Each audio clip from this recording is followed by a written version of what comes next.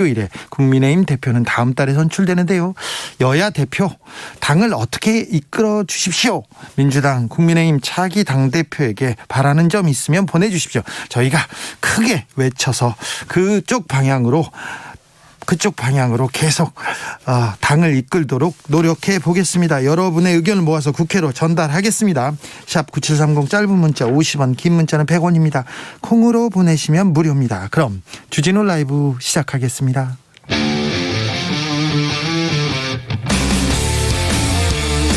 탐사보도 외길 인생 20년. 주 기자가 제일 싫어하는 것은?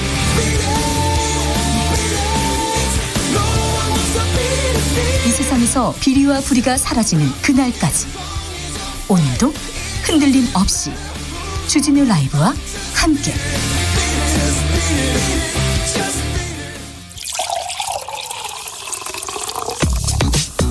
진짜 중요한 뉴스만 쭉 뽑아냈습니다. 주 라이브가 뽑은 오늘의 뉴스 주스. 정상근 기자 어서 오세요. 네, 안녕하십니까. 삼성이 고 이건희 회장의 세금을 내기로 했습니다. 네. 고 이건희 회장의 가족들이 그 이건희 회장 재산에 대한 사회 환원 방안을 발표했습니다. 세금과 함께. 네, 그렇습니다. 세금은 당연히 내는 거고요. 네. 이에 따르면 이건희 회장의 재산 중 그 1조 원 가량을 감염병 전문병원 그리고 연구소를 건립하는 데 쓰고, 그리고 이 소아암, 이 희귀질환 어린이를 지원하는 데 투입하기로 했습니다. 그리고 2, 3조 원 규모로 평가받고 있는 이건희 회장의 미술품은 박물관에 기증하기로 했습니다. 네, 특히 관심을 모으고 있는 미술품은 국보급도 포함이 되어 있는데요. 가장 유명한 것이 국보 216호인 이 겸재정선의 인왕 재색도, 그리고 보물 1393호인 이 단원 김홍도의 추성부도 등입니다. 이 황희 문화체육관광부 장관은 이에 대해서 그 역대급 기증이라면서 유족들에게 감사드린다라고 밝혔습니다. 미술품을 기증하기로 했습니다. 그리고 1조 원 상당으로 감염병 전문병원 연구소를 건립하도록 했습니다. 네, 대단한 결정입니다. 상속세를 냈어요. 세금, 네. 죽음과 세금은 피할 수가 없어요. 그런데 세금 냈다고 언론에서 찬양 일색입니다. 13년 만에 약속 드디어 지켰다, 이런 얘기도 하고요. 빗발치는 커지는 목소리 많이 나왔습니다. 네, 일단 이 13년 만의 약속이란 게 뭐냐면 지난 2008년 그 이건희 회장이 차명 계좌로 삼성 계열사의 주식을 사고 팔아서 5,600억 상당의 양도 차익을 남기고 이 1,100억 여원 상당의 양도소득세를 탈루한 사실이 드러난 바 있습니다. 네. 그리고 김용철 변호사 폭로로 비자금 조성 사실도 드러났는데요. 그때 사법처벌을 받을 위기에 처하자 이건희 회장이 갑작스럽게 거액의 기부를 약속을 한 바 있습니다. 그런데 그 이후에 아무런 이야기가 없었거든요. 네, 지금 언론은 약속을 지켰다라고 헤드라인에 쓰고 있지만 사실은 약속을 지키지 않았다라고 보는 게 정확한 표현입니다. 결국 집행유예를 받고 이명박 정부 때 이건희 회장이 사면까지 받았는데 기부 약속을 지키지 않았습니다. 그리고 이건희 회장이 사망한 후에 기부가 이루어지게 된 것입니다. 4조 5천억 원대 차명 재산인데 1,100억 원의 세금을 냈어요. 어떻게 이렇게 얘기했을까요? 그 당시에 특검과 검찰에서 굉장히 노력했습니다. 세금을 줄여주려고. 자, 재산의 60%를 사회에 환원했다는 이런 표현도 있는데 이건 조금 민망합니다. 네, 삼성 측은 이건희 회장 재산의 60%를 사회에 환원했다, 이렇게 입장을 밝혔는데요. 정확히 얘기하면 12조 원은 상속세로 납부를 하는 겁니다. 네. 이건희 회장의 재산을 상속받으려면 당연히 세금을 납부해야 하는 것이죠. 세금 내야죠. 네, 그렇게 따지면은 저나 이제 주진우 진행자도 매달 이 사회에 환원을 하고 있습니다. 그럼요. 네. 그런데 언론 보도 제목을 보면 위대한 유산이라거나 네. 작은 거인의 마지막 울림이라는 이런 얘기가 나오고 있는데요. 네. 이 기부라는 게 물론 좋은 일인데 언론이 너무 미화를 하다 보니까 오히려 그런 기사를 보기가 민망해지는 상황입니다. 그렇죠. 기부는 높게 평가합니다. 저도 높게 평가합니다. 그런데 세금은 내야죠. 그런데 십몇 조야 이렇게 많이 세금 내나, 이렇게 서민들이, 언론이 부자 세금 걱정을 하고 있는데요. 삼성전자 1분기에 지금 감옥에 이재용 부회장이 감옥에 가 있잖아요. 1분기에 영업이익이 9조 3천억 원입니다. 9조 3천억 원. 그러니까 세금 걱정 안 하셔도 됩니다. 5429님께서 상속세를 너무 많이 뺏어간다, 도둑놈 같은 나라지, 이렇게 얘기하는데, 네, 걱정하지 않으셔도 된다는 그런 또 의견도 있습니다. 코로나 확진자 살펴볼까요? 네, 오늘 신규 확진자가 다시 700명대로 올라서서 775명이 나왔습니다. 어제보다 200명 넘게 확진자 수가 증가했는데요. 최근에는 몇몇 다중이용시설을 중심으로 확진자가 대규모로 발생했던 앞선 유행과는 달리 그야말로 일상생활 곳곳에서 크고 작은 집단 감염이 동시다발적으로 속출하고 있습니다. 그게 문제예요. 그게 걱정이에요. 네, 이 가족, 지인 등 확진자 개별 접촉으로 인한 감염이 44.7%까지 비율이 올라서 올해 들어서 가장 높은 수치를 기록을 했습니다. 중증 환자 비율은요? 네, 그것도 좀 걱정되고 있는데요. 어제 오늘 30명이나 늘어서 160여 명에 이릅니다. 이 방역 당국은 위중증 환자가 증가할 경우 의료 체계의 부담으로 이어질 수 있다라면서 우려하고 있고요. 이 방역 수칙 준수와 함께 고령층의 적극적인 백신 접종 참여를 당부하기도 했습니다. 인도는 매일 최고 확진자 경신하고 있습니다. 오늘 하루는 36만 명입니다. 어제는 35만 명, 36만 명. 확산세 심각한데요. 인도에 있는 우리 대사관에서도 집단 감염 발생했어요. 네, 인도 뉴델리에 있는 한국 대사관 공관 직원 60여 명 중에서 11명이 코로나에 집단 감염됐습니다. 11명이나요? 네, 한국인은 2명이고요. 나머지는 인도인 직원들인데요. 해외 공간에서 이 대규모 감염이 발생한 것은 이번이 처음입니다. 아프리카 공간에서도 산발적으로 몇 명씩 이렇게 감염되기는 했는데 이렇게 많이 발생한 건 처음입니다. 네, 그렇습니다. 이 공간뿐 아니라 교민들의 피해도 커지고 있는데요. 지금까지 공간에 신고된 환자만 114명이고 최근 인도의 의료 시스템 붕괴로 인해서 50대 교민이 이 중증 치료를 받지 못해 숨지는 일도 있었다라고 합니다. 이에 대사관과 한인회가 자구책 마련에 나섰습니다만 지금 인도에서는 산소통을 확보하는 것도 쉽지 않은 상황입니다. 예. 외교부는 인도의 한국 대사관에 의료용 산소 발생기를 급히 보내는 방안을 방역 당국 등과 논의 중이고요. 정부는 인도발 항공기를 중단시켰지만 교민을 위한 항공기 운항은 허가하기로 했습니다. 백신의 힘으로 미국은 마스크를 벗는다고 합니다. 백신이 남아 돈다고 하는데 백신의 특허를 풀어서 전 인류를 위해서 공헌할 때가 아닌가 지금 좀 생각해 봅니다. 미국이 지금 백신을 패권주의로 백신을 무기로 쓰고 있는 것 같아서 굉장히 안타까운 마음 다시 한번 반복합니다. 미국은 5만 명대입니다. 하루 확진자가 5만 명대인데 마스크 벗겠다고 좋아하고 있습니다. 네, 걱정됩니다. 정부가 노바백스와 기술 이전 생산 계약을 1년 연장하기로 했습니다. 네, 이 미국 제약사 노바백스는 국내 기업 SK바이오사이언스에 백신 제조 기술을 이전하기로 했습니다. 예. 그래서 국내 업체가 직접 생산하고 공급처도 결정할 수가 있는데요. 예. 정부는 원래 올해까지였던 이 노바백스사와의 기술 이전 생산 계약을 1년 더 연장하기로 했습니다. 어제 청와대 와서 대통령 만났잖아요, 회장이. 네, 스탠리 어크 노바백스사 회장이 문재인 대통령을 청와대에서 만났습니다. 무소속 이상직원 오늘 새벽에 결국 구속됐습니다. 네, 횡령과 배임 등의 혐의로 오늘 새벽 1시에 구속이 됐습니다. 법원은 일부 혐의는 다툼의 여지가 있지만 수사 과정에 나타난 피의자의 행태를 짐작할 때 증거 변조나 진술 회유의 가능성이 있다고 사유를 밝혔습니다. 김무성 전 새누리당 대표 지금 뭐 대표에 나올까 말까 지금 저울질하고 있는 것 같은데 계엄령 발언이 정치권에서 논란이 커지고 있어요. 네, 엊그제 시사저널과의 인터뷰에서였는데요. 당시 서청원, 최경환, 정가변, 홍문종 등 8명의 친박계 의원이 박근혜 당시 대통령에게 하야를 건의했는데 네. 박근혜 대통령이 이를 거절했다라면서 박근혜 전 대통령 측이 헌법재판소에서 탄핵안이 기각될 것으로 기대했던 것 같다라고 말했습니다. 네. 그러면서 김기춘 비서실장 등 당시 청와대에 있는 모두가 100% 기각이라고 봤다 이렇게 얘기를 했고요. 기각이 되면 광화문 광장 등이 폭발할 것이기 때문에 그래서 기무사령관한테까지 계엄령 검토를 지시한 것이다라고 말했습니다. 정권 교체 이후에 청와대에서 기무사 문건을 비롯한 여러 문건이 나왔어요. 그래서 계엄령 관련된 내용은 사실로 이렇게 기정사실화됐는데 지금 네네. 탄핵 불복 이 프레임이 다시 나왔어요. 네, 그렇습니다. 당대표 선거를 두고 그래서 미묘하게 좀 폭발력을 키우고 있는 것 같은데 조현천 전 기무사령관이 미국으로 도망갔죠? 네, 미국에 있는데 아직 소재가 정확히 파악되지 않고 있습니다. 이분을 조사해야 된다면서 이 계엄령 문건, 계엄령의 실체가 드러난다면서 지금 얘기를 하고 검찰이 수사를 하겠다고 했는데 조현천 전 기무사령관의 행방은 묘연합니다. 앞으로 가족의 개념이 네. 바뀐다고요? 네, 현재 우리나라 제도는 결혼과 혈연, 입양으로 이루어진 경우에만 가족으로 규정을 하고 있습니다. 하지만 앞으로 정부는 가족의 개념을 생계와 주거를 함께하는 대상으로 넓히기로 했습니다. 결혼하지 않더라도요? 네, 이 동거인이나 룸메이트 그리고 나아가서 이 아동학대로 인해 조성된 위탁가족까지 가족의 개념에 포함하기로 했습니다. 네. 이 방송인 사유리 씨처럼 홀로 정자기증 등을 통해서 아이를 가지는 경우도 법적 윤리적 쟁점을 충분히 논의를 한 뒤에 지원 방안을 검토하기로 했고요. 이 자녀의 이름도 무조건 아버지 성을 따르는 부성 우선주의를 없애고 부부가 원할 경우 출생신고 때 엄마 성을 따를 수 있도록 하기로 했습니다. 엄마 성을 따를 수 있습니까 이제? 네, 지금부터는 아니고요. 예. 이렇게 방향을 추진하겠다라는 겁니다. 미혼모는요?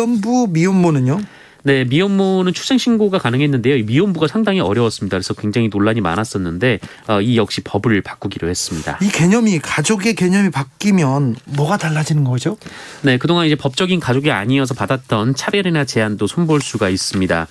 당장 이 수술 동의서 같은 경우에는 가족들이 사인을 할 수가 있었는데요. 네. 앞으로 뭐 이렇게 되면 동거인도 서명을 할 수 있게 됩니다. 네. 그리고 유산을 상속할 수도 있고요. 그리고 고 구하라 씨 사건 당시 논란이 불거진 바 있는 이 가족으로서 의무를 다하지 않은 사람이 이 가족이라는 이유로 이른바 이제 유산 상속 등 권리를 누리는 문제도 해결이 될 수 있을 것으로 보입니다. 네. 다만 말씀드렸듯이 이것이 당장 일어나는 변화는 아니고요. 이 국무회의를 통과한 것이 2025년까지 이런 방향으로 가겠다. 뭐 이런 큰 방향을 잡은 것이고 가족으로 누구까지 인정을 할지 또 권리와 의무는 어디까지 부여할지 이것은 복잡한 법 개정을 거쳐야 하는 상황입니다. 상당한 시간이 좀 시간과 논란이 예상됩니다. 그래서 네네. 조금 지켜봐야 되는데 가족의 개념이 좀 바뀐다. 그 방향으로 흘러가고 있다. 이렇게 이해하면 되겠습니다. 어제 육군훈련소 방역 논란이 된다고 얘기했었는데요. 화가 나는 일이었습니다. 네. 육군 참모총장이 사과했습니다. 네, 남영신 육군 참모총장이 오늘 오전에 긴급 주요 지휘관 회의를 열고 과도한 방역 조치로 장병들의 기본권까지 침해하게 된 사태에 대한 책임을 통감한다. 라면서 대한민국 육군을 위해 헌신하는 장병들 그리고 자녀를 군에 보내주신 국민들께 송구하다라고 말했습니다. 사과는 잘했는데요. 과도한 방역 조치라고요. 이거는 조금 의문이 됩니다. 남 총장이 뭐라고 했습니까? 네, 각급 부대 주요 지휘관들에게 이 자성하는 마음으로 현 방역 관리 체계를 제로 베이스 수준에서 진단하고 또 재검토하고 이 부하들과 소통하며 국민의 눈높이에 맞는 개선 소요를 도출해 줄 것을 강조했습니다. 예. 앞서 남영신 총장은 이 격리 장병에 대한 부실급식 논란 그리고 열악한 격리 시설 등 여러 기본권 침해 사항에 대해서 전반적인 점검을 지시하기도 했습니다. 네.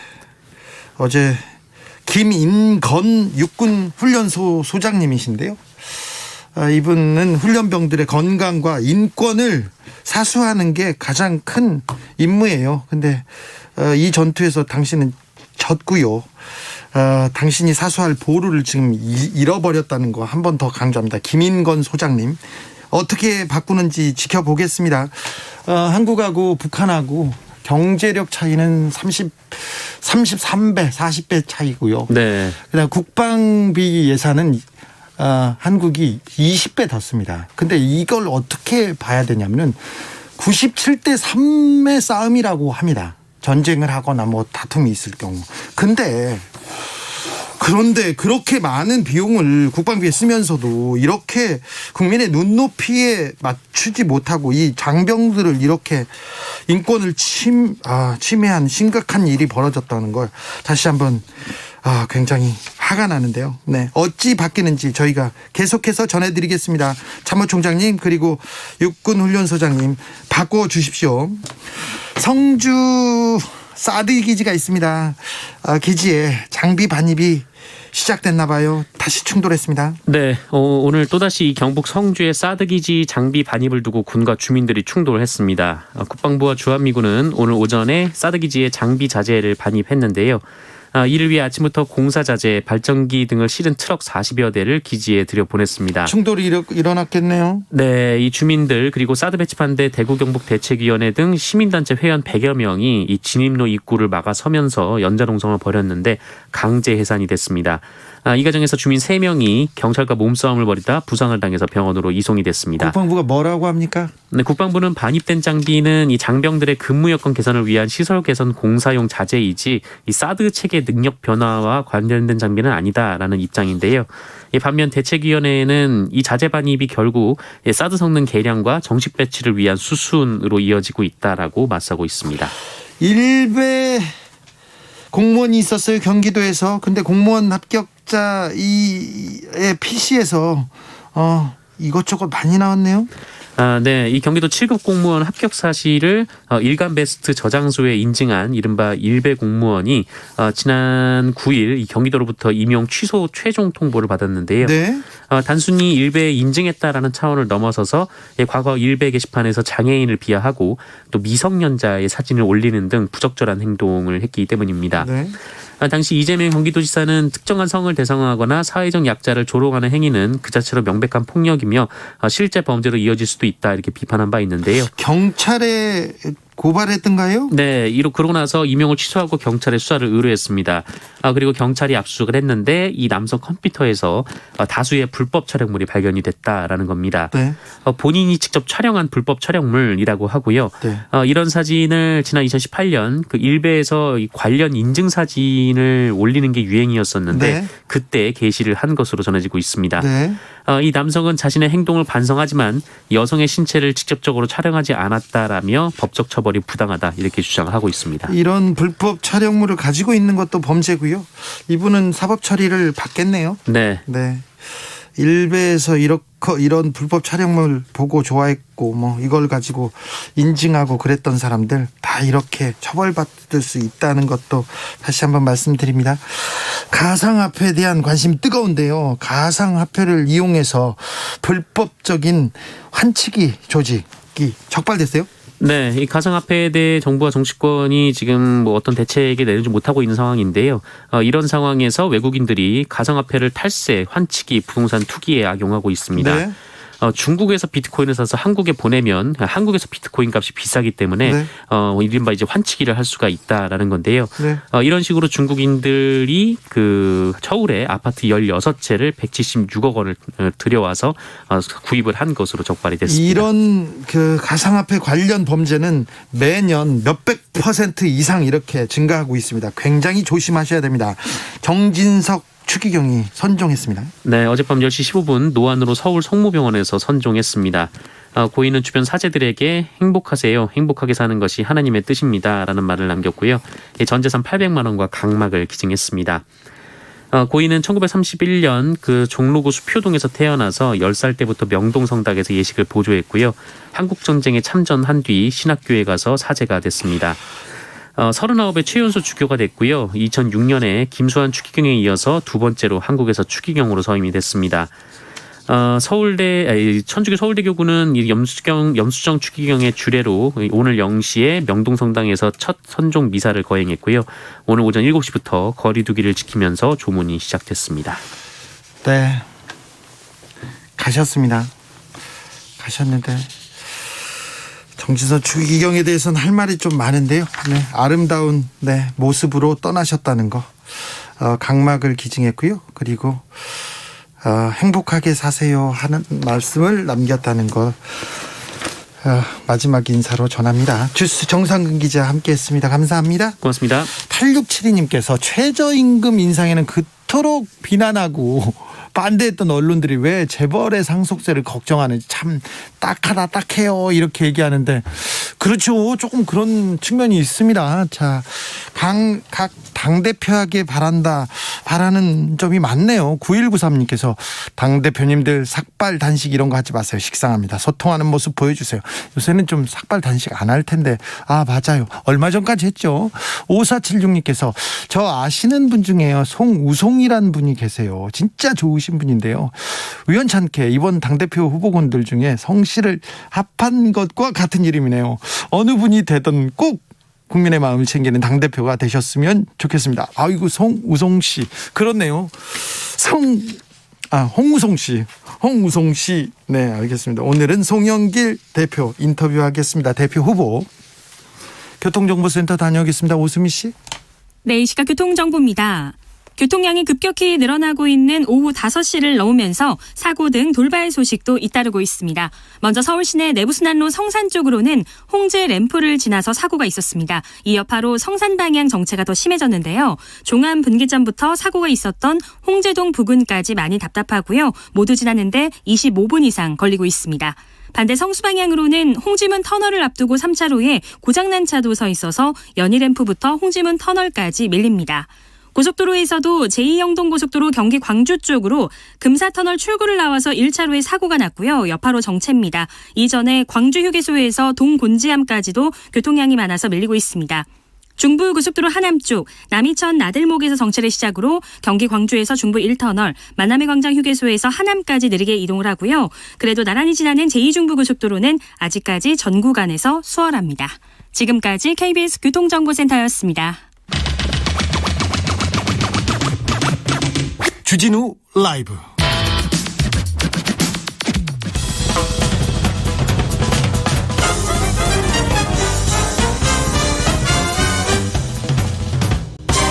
훅 인터뷰. 모두를 위한, 모두를 향한 모두의 궁금증 훅 인터뷰. 민주당의 새 당대표를 뽑는 전당대회 이번 일요일에 열립니다. 홍영표, 송영길, 우원식 새 의원의 대결. 과연 누가 당대표가 될까요? 문재인 정부를 지키고 정권을 재창출하겠다고 외친 홍영표 후보에 이어서 오늘은 송영길 후보 만나봅니다. 내일은 우원식 후보 차례로 만나보겠습니다. 자, 송영길이 민주당 대표가 되어야 하는 이유 들어보겠습니다. 송영길 의원, 안녕하세요. 네, 안녕하십니까. 네, 먼저 당대표 출사표 부탁드립니다. 제가 23년 정치를 하면서 경선 단계에서부터 특정 후보를 공개적으로 지지한 것은 문재인 후보님이 처음입니다. 문재인 후보 총괄선대본부장으로 문재인 정부를 출범시켰던 송영길이 책임감을 가지고 문재인 정부의 성공적 마무리를 하도록 하겠습니다. 23년 정치하셨어요? 그렇습니다. 5선 의원이죠? 네, 인천시장까지 했으니까. 그러니까요. 거의 빼놓지 않고 이렇게 정치인으로 달려오셨네요. 지금 저랑 같은 입사 동기 16대 국회로 출발했던 사람 중에 지금 현역에 남아 계신 분이 박병석 국회의장, 이낙연 전 대표, 송영길 3명입니다. 아, 그래요? 그래서 박병석 한 분은 국회의장이 되셨고 네. 한 분은 이제 국무총리를 하시고 대통령 하시겠다 그러는데 네. 송영길이 당대표 할 때 됐지 않느냐라는 게 우리 당원들의 공감이다 이렇게 생각합니다. 또 3번째 나왔잖아요. 그랬어요. 쉴 때 되지 않았냐 그런 소리는 안 들었어요? 그러지 아닙니다. 절대요? 할 때 됐다 고생했다. 아, 지금요? 네. 조금 나이도 제가 지금 50대잖아요. 두 분이면 60대 중반이고. 그래요? 그렇습니다. 네. 쉴 때는 60대도 안 쉬고 있는데 50대가 아직은. 알겠습니다. 송영길 후보한테 뭐 분위기가 좋다는 얘기는 계속 들립니다. 일강이라는 얘기도 하고. 그런데 민주당이 지금 닥친 현실 상당히 좀 녹록하지만은 않습니다. 냉정하게 어떻게 보고 계십니까? 이길 수 있습니다. 우리 민주당이 간단한 당이 아닙니다. 네. 저희 지도부가 잘하면 400만 당원과 민심을 얻을 수 있습니다. 네. 이번에 저희들이 호된 심판을 받았지만 국민의힘이 좋아서 찍었다는 분은 소수입니다. 아직 우리 민주당을 바라보고 있다고 봅니다. 과연 민주당이 변화할 것인가를 지켜보고 있기 때문에 5월 2일 송영길이 당선되면 민주당의 기대와 희망이 높아질 거로 저는 생각합니다. 네. 그렇게 만들어 가겠습니다. 당원들 표심 많이 잡으셨어요? 네. 그렇다고 생각하고 있습니다. 네. 분위기 좋다는 보도는 계속 나오는데 실제 그렇습니까? 실제 좋습니다. 그냥 다녀보면 느끼잖아요. 네. 네. 지금 일단 두 후보들과는 좀 차별화된 것 같습니다. 그리고 두 후보한테 협공을 당하고 있는 것 같은데. 네. 자, 당대표로서 내가 다 두 후보보다 이거 잘하지. 이게 강점이지. 송영길의 강점은?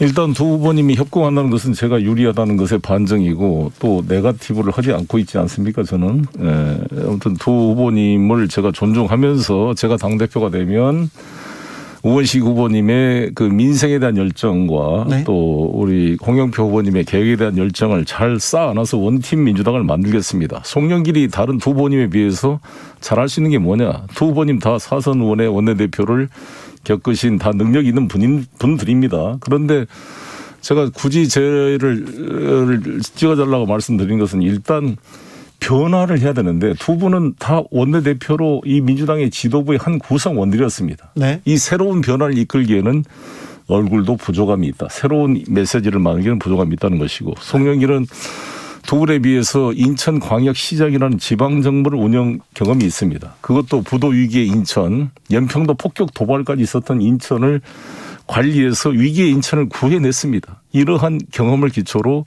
문재인 정부 1년 남은 기간을 잘 뒷받침해서 성공시켜 보겠습니다.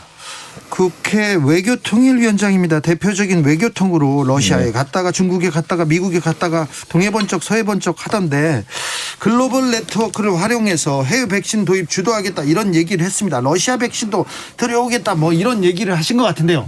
네, 제가 주도하겠다는 게 아니라 일관되게 저는 말씀드린 것은 정부랑 긴밀히 협의하고 있고 권덕철 장관님이나 정은영 백신국장님 또 정은경 질병관리청장님과 필요할 때마다 소통하면서 정부가 부족한 점을 뒷받침하겠다는 것을 말씀드리고 있습니다. 네. 근데 정부가 지금 노력을 해서 최근에 4천만 도스의 파이자 백신을 추가 계약을 해서 총 1억 9천만 이상의 도입 계약이 됐기 때문에 이게 예정대로 물량이 인도된다면 사실 집단 면역이 올해 안에 가능할 수 있는 물량이 확보된 겁니다. 네. 문제는 그게 제대로 인도가 될 것이냐 문제인데 3월 달에 파이저가 매주 수요일 날 인도를 시작한 일에 한 번도 늦춰진 적이 없이 되고 있다 그래요. 네. 그러나 저는 여기서 두 가지를 플러스하고 올라오는데 첫 번째는 스푸드니크를 플랜 B로 준비해 놓자. 불효 튼튼이고 이게 2차 접종, 3차 접종이 필요할지도 모르고 변이가 발생할지도 모르는데 네. 이게 플랜 B를 만들어준 게 불효튼튼인데 나쁠 게 없다 이렇게 본다 이거죠. 네. 그리고 성능이 아주 좋은 걸로 알려져 있고 값도 싸고 모든 게 지금 부작용도 최소화되어 있다 보기 때문에 이것이 이제 임상 결과가 정확히 확정돼서 EMA나 FDA 우리 식약청에 통과될 정도로 된다면 그때는 가치가 상승하는 거니까 네. 미리 잡아놓지 않았다고 맨날 비판하는데 왜 이거를 미리 플랜 B로 잡아놓은 것을 부정할 필요는 없고 이것도 제가 식약처나 이 복지부와 상의하고 있다는 말씀을 드리고요. 또 하나는 이번에 노바백스 사장 스탠리가 와서 SK바이오 대표도 만나고 대통령도 만나고 갔는데 노바백스가 빨리 우리나라에서 승인을 받도록 하고 이 생산 기지를 늘리면서 모더나나 파이자 같은 이런 백신 생산 시설을 우리 대한민국에 유치해서 우리 대한민국이 지금 인도를 비롯한 여러 가지 동남아 국가, 우리 문재인 정부의 이 신남방 정책에 해당되는 국가들에게 백신을 제공할 수 있는 중간 생산 거점 기지로 만들어 보겠다는 게 제 구상입니다. 네.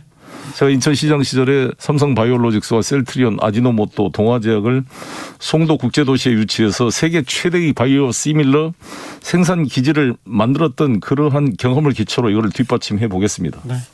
러시아 푸틴 대통령하고 친분을 평소에 자랑한 걸로 지금 소문이 났는데요. 네. 그거 가지고 이제 홍영표 부께서 자랑한다 그러는데 네. 선거 때는 원래 자랑한 거 아닙니까? 본인 자랑을 하면 될 것 같고요. 이것은 우리 문재인 대통령 배려로 제가 러시아 특사를 가서 더 이제 관계가 더 돈독해진 거죠. 푸틴 네. 대통령하고. 그래서 저는 이제 좀 더 임상 정보가 더 확인돼서 우리 식약처에서 스푸드니크가 오케이 된다 그런다면 네. 즉 우리나라 포트폴리오에 들어가게 된다면 즉각 러시아에서 협력을 구할 수 있는 네트워크를 유지하고 있습니다. 아, 얘기를 좀 해놨군요. 이미 러시아 RDIF로 러시아 직접 투자 펀드가 우리나라의 GL라파의 자회사인 한국 코러스가 춘천에서 지금 생산을 하고 있는데 네. 그 RDIF 대표랑 제가 만났고 얼마 전에 화상 통화도 했습니다. 아, 그래요? 그리고 안드레이 쿨릭 대사도 만났습니다. 네.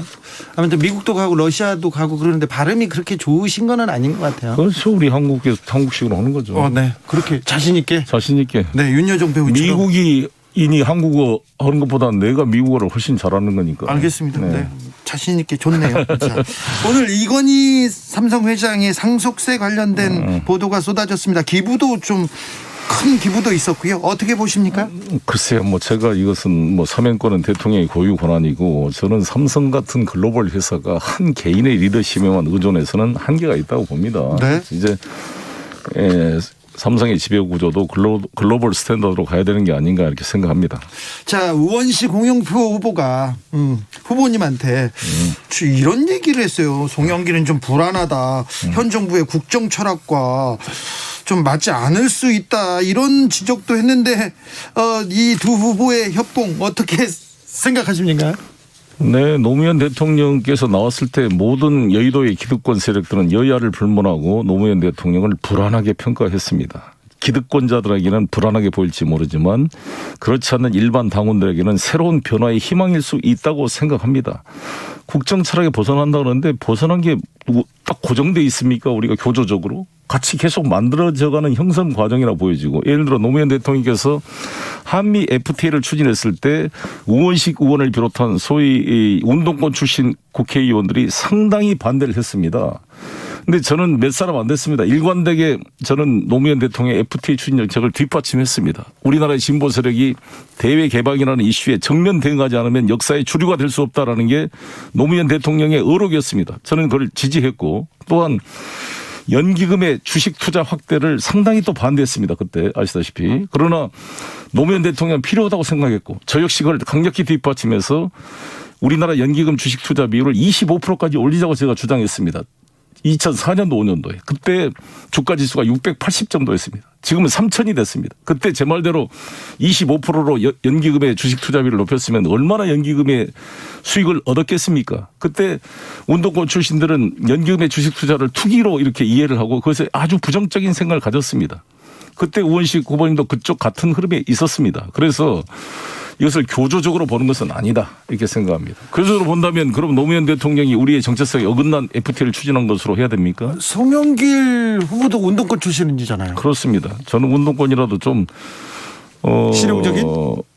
그렇죠. 저는 변호사지만은 상대를 졸업했고, 저는 주사파하고도 논쟁할 때 주사파와 싸웠던 사람이고, 저는 그 선배들이 시킨 대로 그냥 외우는 그런 의식화를 안 했습니다. 제 네. 스스로 공부하면서 싸워왔습니다.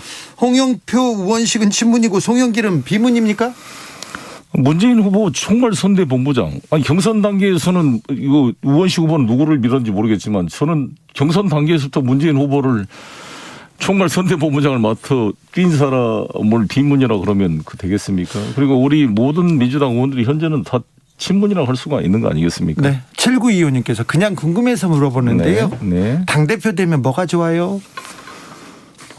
힘이 들지만 자기 만족감, 어떤 보람이 있는 것이죠. 그리고 중요한 것은 당대표가 안 되면 어떤 스트레스를 받냐면, 내가 대표를 하면 저렇게 안 할 텐데 내가 거기 결정권자가 아니니까, 운전대가 내가 안 잡고 있으니까 조수석에서 아무리 떠들어도 열받을 때가 많은 거죠. 지난 1년간 좀 열받으셨어요? 열받았어요 정말. 왜 그래요? 저렇게 해야 되는가. 잘못했구나. 답답할 민주당이. 때가 많았습니다. 민주당이 변화를 지금 말씀하십니다. 부르짖고 있습니다. 네. 변화 어디서부터 어떻게 해야 됩니까? 일단 변화는 우리 민주당의 그런 언론의 확대, 정말 개방성, 그리고 민주적 토론 구조를 확보를 해야 됩니다. 너무 민주당이 죽어 있습니다. 네, 민주당의 장점이 토론.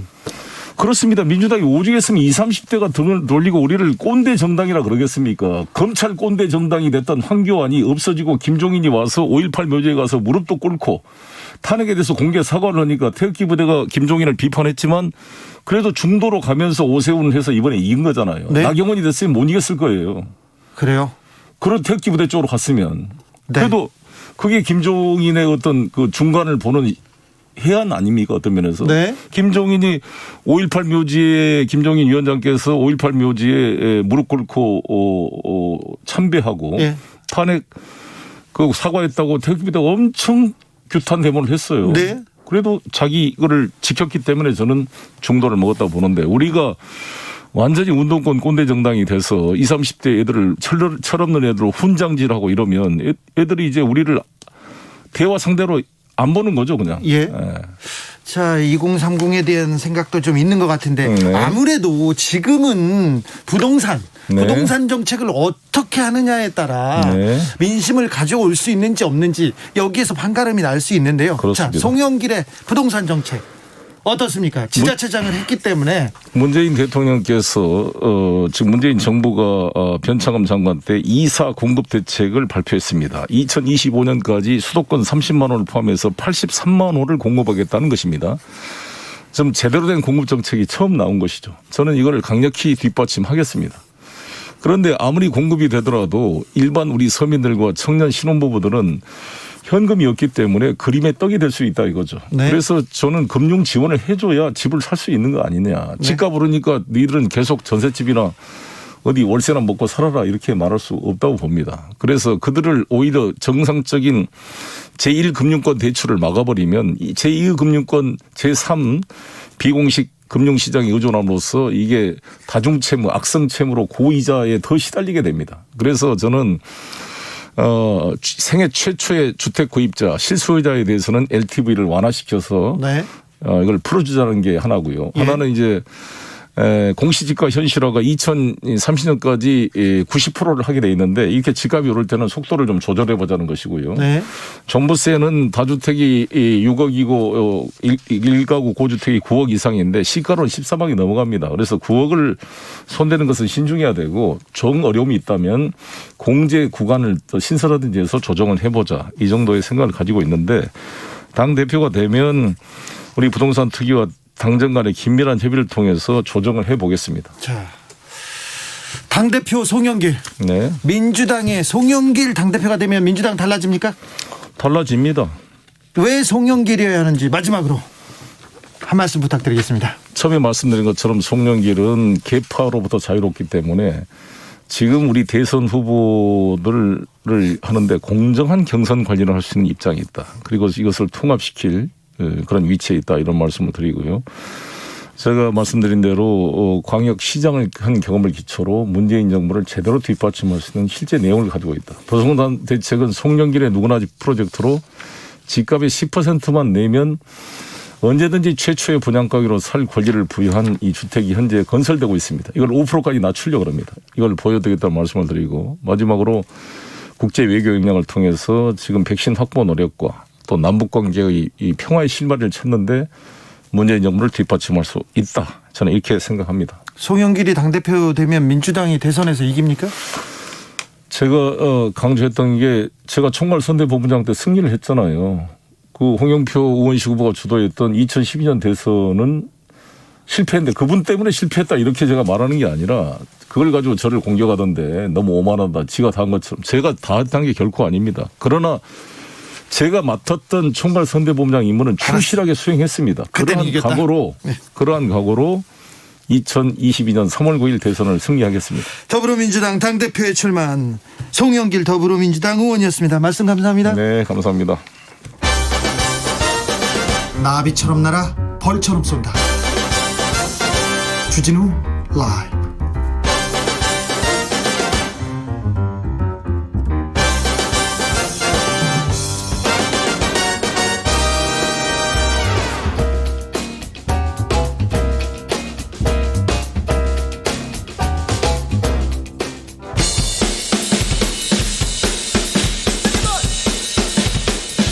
틱탁 틱탁 틱탁 현란한 입담의 환상 드리블. 오늘 이 뉴스를 주목하라. 이슈 티키타카. 머리끝에서 발끝까지 핫 이슈. 오늘도 더 뜨겁게 이야기 나눠보겠습니다. 홍코너 김병민 국민의힘 비대위원 어서 오세요. 네, 안녕하세요. 반갑습니다. 청코너 최진봉 성공회대 교수 어디 가셨어요? 예, 여기 있습니다. 안녕하십니까. 최진봉입니다. 교수님 어디 가셨어요? 이렇게 자꾸 외부에 회의가 있어가지고. 회의가 있고 다른 방송을 너무 많이 이렇게 돌아다니까 돈진봉 소리 듣는 거예요, 교수님. 아닙니다. 아닙니까? 예, 아닙니다. 아무튼 이슈 티키타카를 애정하는 교수님이 오늘은 못 오셨습니다. 이원 생방송으로 가보겠습니다. 돈진봉 교수님 잘 계시죠? 예, 저 잘 있습니다. 잘 들리시죠? 잘 들립니다. 네. 화이자 백신 추가분 들어왔습니다. 이제 어느 정도 백신은 물량은 좀 확보한 것 같은데요. 이 부분은 어떻게 보시나요? 김병민 의원님 드리블 시작하겠습니다. 적극적으로 환영합니다. 진즉에 이런 결과들이 나타나서 국민들에게 희망을 줄 수 있는 뉴스들이 나왔으면 어땠을까 생각이 드는데 안타까운 건 얼마 전에 대정부 질문이 있었잖아요. 근데 여기서도 환영했는데 안타까운 게 있어요. 왜냐하면 대정부 질문하는 과정에서 조금 더 명쾌하고 명료하게 이야기를 했으면 모르겠는데 그동안 있었던 상반기에 백신을 둘러싸고 있는 국민적 불안감이 굉장히 증폭되고 있었죠. 그리고 문재인 대통령이 지난해 말에 모더나 CEO와 통화하고 나서 2, 4분기부터 백신을 들여오겠다 얘기를 했는데 대정부 질문을 보니까 홍남기 총리 권한대행이 얘기하고 있는 건 하반기로 문제를 미루게 됩니다. 그러니 국민들이 보기에 정부가 얘기하고 있는 백신 공급 약속을 믿지 못하게 되는 것이죠. 이번에도 화이자에 대한 2천만 명분 계약을 했다고 얘기를 하고 있지만 모더나 CEO와의 통화 이후 청와대의 발표가 그동안 나타났던 것이 사실로 진행되지 않았기 때문에 의구심이 커지고 있거든요. 여기에 대해서 조금 더 국민께 신뢰를 주기 위한 공감대를 형성할 수 있도록 문재인 정부 그리고 더불어민주당이 더 적극적인 노력에 나섰으면 좋겠다는 말씀드립니다. 교수님. 아니, 저는요, 이 불안감을 누가 부추기는 겁니까? 이 국민의힘하고 보수 언론이라고 저는 생각을 해요. 물론, 김병미 의원이 얘기했듯이, 정해진 실정에 안 들어왔다, 뭐 이렇게 얘기하는 지금까지 홍남기 부총리 말 들어오면 일정에 전혀 사실 들어오고 있다잖아요. 아니 들어오고 있는데 무슨 근거로 안 들어오고 있다고 자꾸 얘기를 하시는지 모르겠어요 저는. 그리고 앞으로도 계획대로 다 들어오겠다고 다 이야기를 하고 있고 그게 안 들어오면 그때 가서 얘기를 하세요. 근데 아니 자꾸 이렇게 불안감을 부추기면 누구를 위해서 도움이 되는지 저는 잘 모르겠습니다. 백신에 대한 불안감을 부추기면 국민의 안전을 가지고 정치적으로 이용한다는 비판을 면하기 어렵다고 저는 봐요. 그리고 이게 열심히 해서 백신을 좀 수급했으면 잘했다고 칭찬해 줘야지. 날짜에 안 맞춰져 왔다고 이렇게 비판을 하시면 지금 상황에서 마찬가지잖아요. 날짜에 안 맞춰 들어오는 것은 백신 수급이 여러 가지 상황에 부딪히다 보면 하루 이틀 좀 늦어질 수는 있겠죠. 그러나 분기마다 들어오겠다고 약속된 물량들은 계속 들어오고 있으니 거기에 대해서는 너무 정치적 해석을 하지 말고 국민의 안전을 위해서 좀 적극적으로 협조하는 모습을 국민의힘이 보여줬으면 좋겠습니다. 네. 교수님 천천히 하셔도 됩니다. 아, 그렇습니까? 어디서 거기서 전화기 잡고 랩하는 거 보면 지나가는 분들이 정신이 있나 이렇게 걱정할 수도 있어요. 알겠습니다. 자, 김병민 위원님. 자, 백신 민간 외교 하면서 이재용 부회장을 사면해서 뭐 백신을 확보하자 이 부분은 어떻게 생각하세요? 일단 이 얘기 전에 반론 하나 하고 넘어가야 되는데 해야 되겠어요? 그럼 꼭 해야 됩니다. 꼭 해야 되겠어요? 왜냐하면 우리가 지금 고개를 들어서 전 세계 상황을 보십시오. 이스라엘을 비롯해서 서구 유럽에 그리고 미국의 나라들이 백신 접종 현황이 어떻고 대한민국이 현재까지 백신 접종에 관련된 내용들이 어떤지 좀 늦죠? 속도가. 굉장히 많이 늦고 지난해 김어준 씨가 진행하고 있는 방송에 출연했던 김오란 교수와의 이 화이자 백신이 필요한가 등에 대한 논쟁들 아마 뉴스를 통해 다 접하셨을 거고 기억하실 겁니다. 우리가 지난해 여름에서 가을을 넘어가는 시점에 각국 정상들이 백신을 확보하기 위해서 무수히 노력을 하고 있었던 그 순간 문재인 정부가 다른 국가 못지않게 대한민국의 외교력을 그때는 외교력이 중요할 때도 아닙니다. 선제적으로 나서서 백신을 확보하기 위한 노력이 있었더라면 지금 현재 이제 막 2, 4분기를 지나고 있는 상황인데요. 충분하게 백신 접종 속도가 빠르게 진행되면서 소상공인 자영업자들이 겪고 있는 고통과 어려움 이겨낼 수 있을 것이고 아스트라제네카 백신에 대한 불안감이 커지고 있는 상황에서 이런 내용 없이 화이자 모더나 백신 등에 대한 국내 공급들이 확실히 이루어졌을 건데 이게 안 되고 있다가 지금 완전히 백신이 망하게 되는 지점에서 2천만 명분 확보했다라고 하는 소식 때문에 아니 문재인 정부가 이렇게 잘하고 있는데 뭐가 문제인데 야당이 비판하는 거야 라고 얘기를 하시면 굉장히 답답하고요. 교수님. 그렇기 때문에 네. 여기에 대해서 2천만 명분 확보 잘하셨는데 네. 이것만 가지고 그동안의 문제점들을 다 덮으려고 하면 안 됩니다. 랩 2절 하셔야 되겠어요. 얘기를 해볼게요. 제가 작년에는요. 잘 아시는 거죠. 백신 같은 경우에 원래 백신은 6년 7년 정도 걸려 개발하는데 코로나 백신 같은 경우 급하게 개발한 임상시험제 임시로 허가를 받고 지금 백신을 맞고 있는 거잖아요. 근데 작년 겨울에만 해도요. 일반적으로 백신에 대한 안전성 문제에 우려들이 많이 있었어요. 우리나라뿐만 아니라 전 세계적으로. 왜냐하면 한 번도 맞아보지 않은 백신이었고 그러다 보니까 이게 괜찮을까에 대한 우려가 분명히 있었고 국민의힘도 그때 우려에 대해서 얘기한 적도 있어요. 그러니까 작년의 상황하고 지금 상황을 결과론적으로 이게 지금 백신이 없다. 그럼 비판할 수 있는데 작년에 빨리 안 했다고 하는 것을 문제 삼는 건 저는 바람직하지 않다고 생각해요. 그 당시에는 모두 다 백신에 대해서 안전성에서 의문을 갖고 있었고 이제 미국이나 유럽 같은 데는 워낙 확진자들이 많이 나오다 보니까 그건 어쩔 수 없이 백신을 빨리 도입할 수밖에 없는 상황이었고 우리 같은 경우에는 방역이 어느 정도 잘 되고 있었기 때문에 안전성이 어느 정도 확보되고 나면 들어오려는 계획을 갖고 있었어요. 물론 결과론적으로 제가 말씀드리지만 지금 상황에서 백신이 더 많이 들어온 게 좋죠. 저는 동의합니다. 거기에 대해서. 그러나 그게 늦어졌다고 해서 백신을 실패했다 이렇게 얘기하는 것은 너무 단정적으로 보는 거라고 저는 생각을 해요. 김병민 의원. 네네. 교수님 예. 전화로도 말 잘하네요. 네. 아주 옆에 앉아 있는 것 같은 느낌입니다. 그렇죠. 이건희 이재용 부회장과 코로나 백신과의 함수 관계에 대해서는 어떻게 보시는지 김병민 의원. 짧게. 대기업 오너들의 구속 이후에는 항상 경제적 위기 문제랑 사면 문제가 같이 대깔꼬마니처럼 맞아 들어가게 되는데 여기에 대해서는 사법적인 문제에 대해서 조금 분리해서 생각할 필요는 있다라는 게 제 개인적인 생각입니다. 다만 이재용 부회장이 지난 우리 일본과의 관계 속에서 무역 수출 규제가 굉장히 문제가 심각했을 때 제일 먼저 갔던 게 이재용 부회장의 그 경제적인 역할이고 또 과거에 있었던 평창 동계올림픽을 위한 이건희 회장 등에 대한 역할들을 고민하게 된다면 국제사회 속에서 반도체 분쟁, 반도체 전쟁으로 지금 미국과 중국 간의 갈등이 고조되고 있는 상황 속에서 대한민국이 백신을 관련된 경제적 카드로 쓸 수 있는 여러 가지 여건들이 조성되어 있는 것도 사실입니다. 여기에 대해서 뭐 안타까운 일이지만 무튼 이재용 부회장이 만약 구속되어 있지 않는 상황이었다면 훨씬 더 적극적인 외교가 가능했을 텐데 이런 측면에서는 아쉬움이 좀 남는 대목이 있습니다. 교수님. 예, 우리 김병미 의원이 애매하게 눌러서 말씀하셨는데 저도 기본적으로 김병미 의원의 말에 기본적으로 동의해요. 김병미 의원도 제 마음으로 동의할 거라고 생각해요. 아마 이제 국민의 입장에서 얘기하다 보면 그런 것 같은데 물론 이재용 부회장이 우리 사회에 미치는 영향이나 경제에 미치는 영향이 있기 때문에 사면을 논의는 할 수는 있다고 봐요. 근데 저는 좀 시기적으로 백신 문제와 연결하는 것은 너무 이건 말이 안 된다고 생각하거든요. 왜냐하면 이재용 부회장이 물론 밖에 나와서 지금 백신에 대해서 열심히 노력하고 뭐 그 힘을 보탤 수는 있겠죠. 그런데 백신이라고 하는 그런 국가와 국가 간의 계약이든 아니면 국가가 어떤 회사와의 계약을 하는 거잖아요. 물론 옆에서 사이드로 도와주실 수는 있겠지만 이재용 부회장이 나왔으면 백신이 공급됐을 거다, 더 많이 확보됐을 거다 이렇게 단정적으로 연결하는 것은 저는 바람직하지 않다고 생각해요. 그리고 업계나 정경련 이런 데서 이런 거 가지고 자꾸 얘기를 하시면요. 국민들이 볼 때는 따가운 시선이 있을 거라고 저는 보거든요.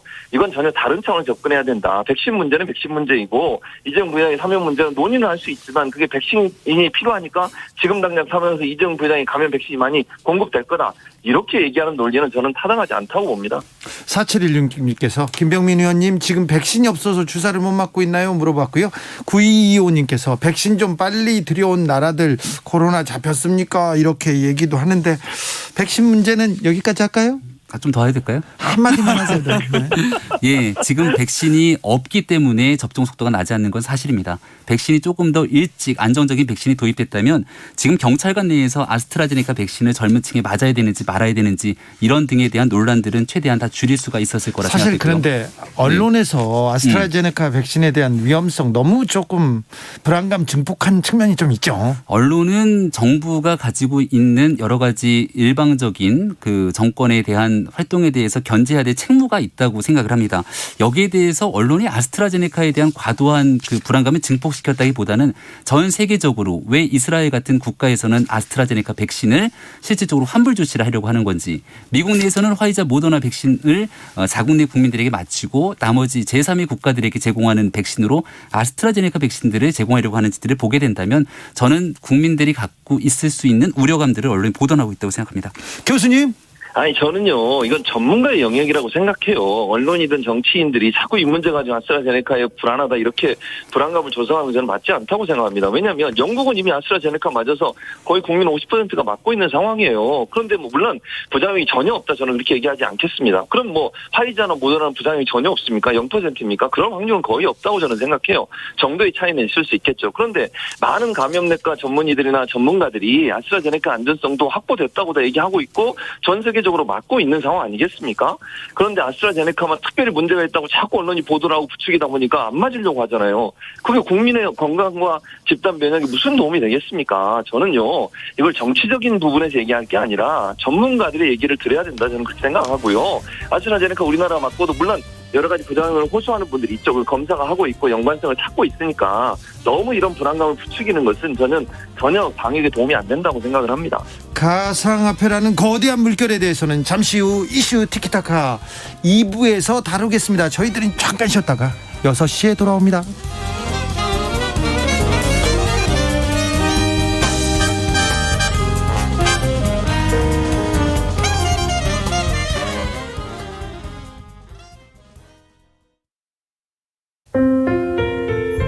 코로나19는 고용 취약계층인 비정규직에 더 큰 영향을 주고 있습니다. 지난 1년 동안 비정규직 노동자 10명 중에 4명꼴로 KBS 라디오 연중기획 희망충전 대한민국 427번째 이야기. 안녕하세요. 아나운서 이연주입니다. 올해 8살이 된 태진이는 또래처럼 초등학교에 들어가지 못했습니다. 심한 지적장애 진단을 받고 치료센터에 다니고 있는 태진이. 엄마는 태진이가 치료를 받을수록 좋아지고 있다는 말을 들었습니다. 내년엔 학교에 갈 수 있을 거란 기대에 참 기뻤는데요. 코로나19가 그 기대를 빼앗아가고 말았습니다. 회사의 사정이 어려워지면서 수개월째 월급을 받지 못한 엄마는 더 이상 태진이를 치료센터에 보낼 수 없게 됐습니다. 막막한 생계 앞에서 치료를 포기할 수밖에 없는 이 현실이 엄마는 너무 가혹하게 느껴집니다. 태진이와 엄마가 이대로 무너지지 않고 앞으로 나아갈 수 있도록 여러분이 손을 잡아주세요. 코로나19 시대, 어린이의 꿈은 지켜져야 합니다. 더 나은 삶, 어린이가 안전한 대한민국을 꿈꾸는 KBS가 태진이의 사연을 대신 전달합니다. ARS 060-700-1580 060-700-1580 한 통화 3,000원으로 희망을 선물해주세요. KBS 라디오 연중기획 희망충전 대한민국은 초록우산 어린이재단, 인탑스 주식회사 그리고 청취자 여러분과 함께합니다. ARS 060-700-1580 한 통화 3,000원입니다.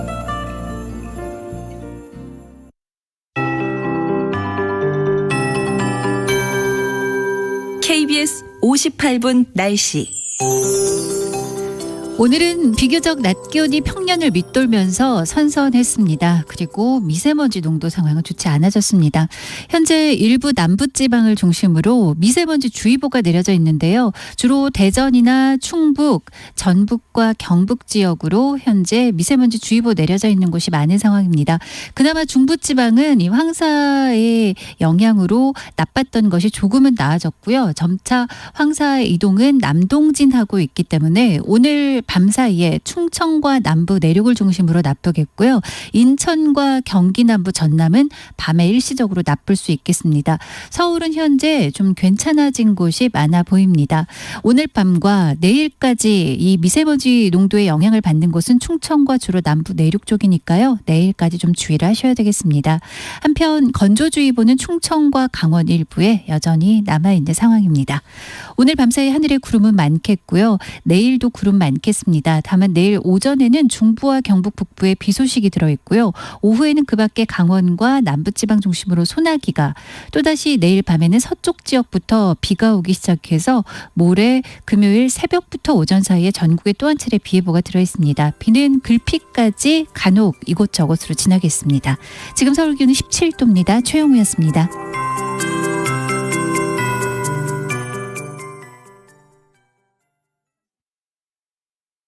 정성을 다하는 국민의 방송 KBS가 6시를 알려드립니다. AM 711kHz, FM 97.3MHz, KBS 1라디오입니다. HLKA.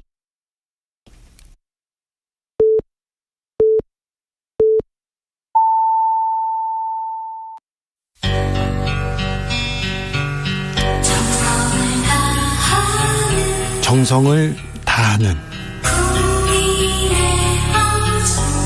국민의 방송 KBS 주진우 라이브. 그냥 그렇다고요. 주진우 라이브 함께하고 계십니다. 라디오 정보센터 다녀올게요. 정한나 씨. 홍남기 부총리 겸 기획재정부 장관이 한국의 대외 신인도가 2008년 금융위기 이후 최고 수준을 기록하고 있다고 밝혔습니다. 국제신용평가사 스탠더드앤드푸어스는 한국의 장기 국가신용등급을 종전등급인 AA로 유지키로 했다고 밝혔습니다. 서우 국방부 장관이 코로나19 예방을 위한 격리 장병들의 부실 급식과 과잉 방역 논란에 대해 국회 국방위원회 전체회의석상에서 공식적으로 사과했습니다. 정부가 실내 체육시설 방역조치 완화 요구를 요청한 국민청원에 대해 코로나19 확산 위험이 매우 높고 3월 말부터 실내 체육시설 집단 감염 사례가 이어지는 부분이 우려스럽다고 답했습니다. 문재인 대통령이 퇴임 후 사용할 신규 사저 공사가 주민들의 반발로 일시 중단된 것으로 알려진 가운데 청와대는 잠깐 공사를 멈춘 것일 뿐 사저 건립 계획에는 변화가 없다는 입장을 밝혔습니다. 천주교 서울대 교구장 염수정 추기경은 이제 정진석 추기경님께서 주님 안에서 영원한 행복을 누리시기를 기도한다며 추기경님의 큰 사랑을 항상 기억하겠다고 추모했습니다. 지금까지 정보센터 뉴스였습니다. 이슈 티키타카 이어갑니다. 춘희님께서 지인들이 화이자 아스트라제네카 골고루 접종했는데요. 2차 접종까지 마쳤습니다만 다들 괜찮더라고요. 백신을 맞은 사람들은 굉장히 만족한다고 듣고 있습니다. 계속 취재해봐도 그런 상황 들립니다. 자, 백신 문제는 접어두고요. 가상화폐, 이거는 또 어려운 숙제예요. 정치권에서 뭔가를 좀 내놔야 될 텐데 어떻게 가고 있는지 먼저 국민의힘 소식부터 전해드리겠습니다. 네, 안타까움과 걱정, 우려가 너무 크죠. 모든 국정 운영에 대한 어려움들이 있는 것은 결국 정부가 큰 책임을 지고 있기 때문에 그렇다고 생각합니다. 네. 다들 기억하시겠습니다만 유시민 전 노무현 재단 이사장이 이 가상화폐 블록체인 기반의 비트코인을 두고 21세기의 튤립 버블이다 얘기하면서 가상화폐 투자하는 사람들을 굉장히 좀 무지한 것처럼 논쟁이 붙었던 2017년도 기억하실 겁니다. 아니, 여기서 그때 유시민 이사장이 얘기를 듣고 투자를 하려다가 접었던 너무해. 사람들은 와, 그때 투자했으면 돈이 얼마야, 이런 생각 가지시는 분들 계시겠죠. 있습니다. 이 얘기를 하는 이유는요. 네. 그 당시에 박상기 법무부 장관이 나와서 비슷한 논조의 얘기를 끄집어냅니다. 예. 그게 2017년도.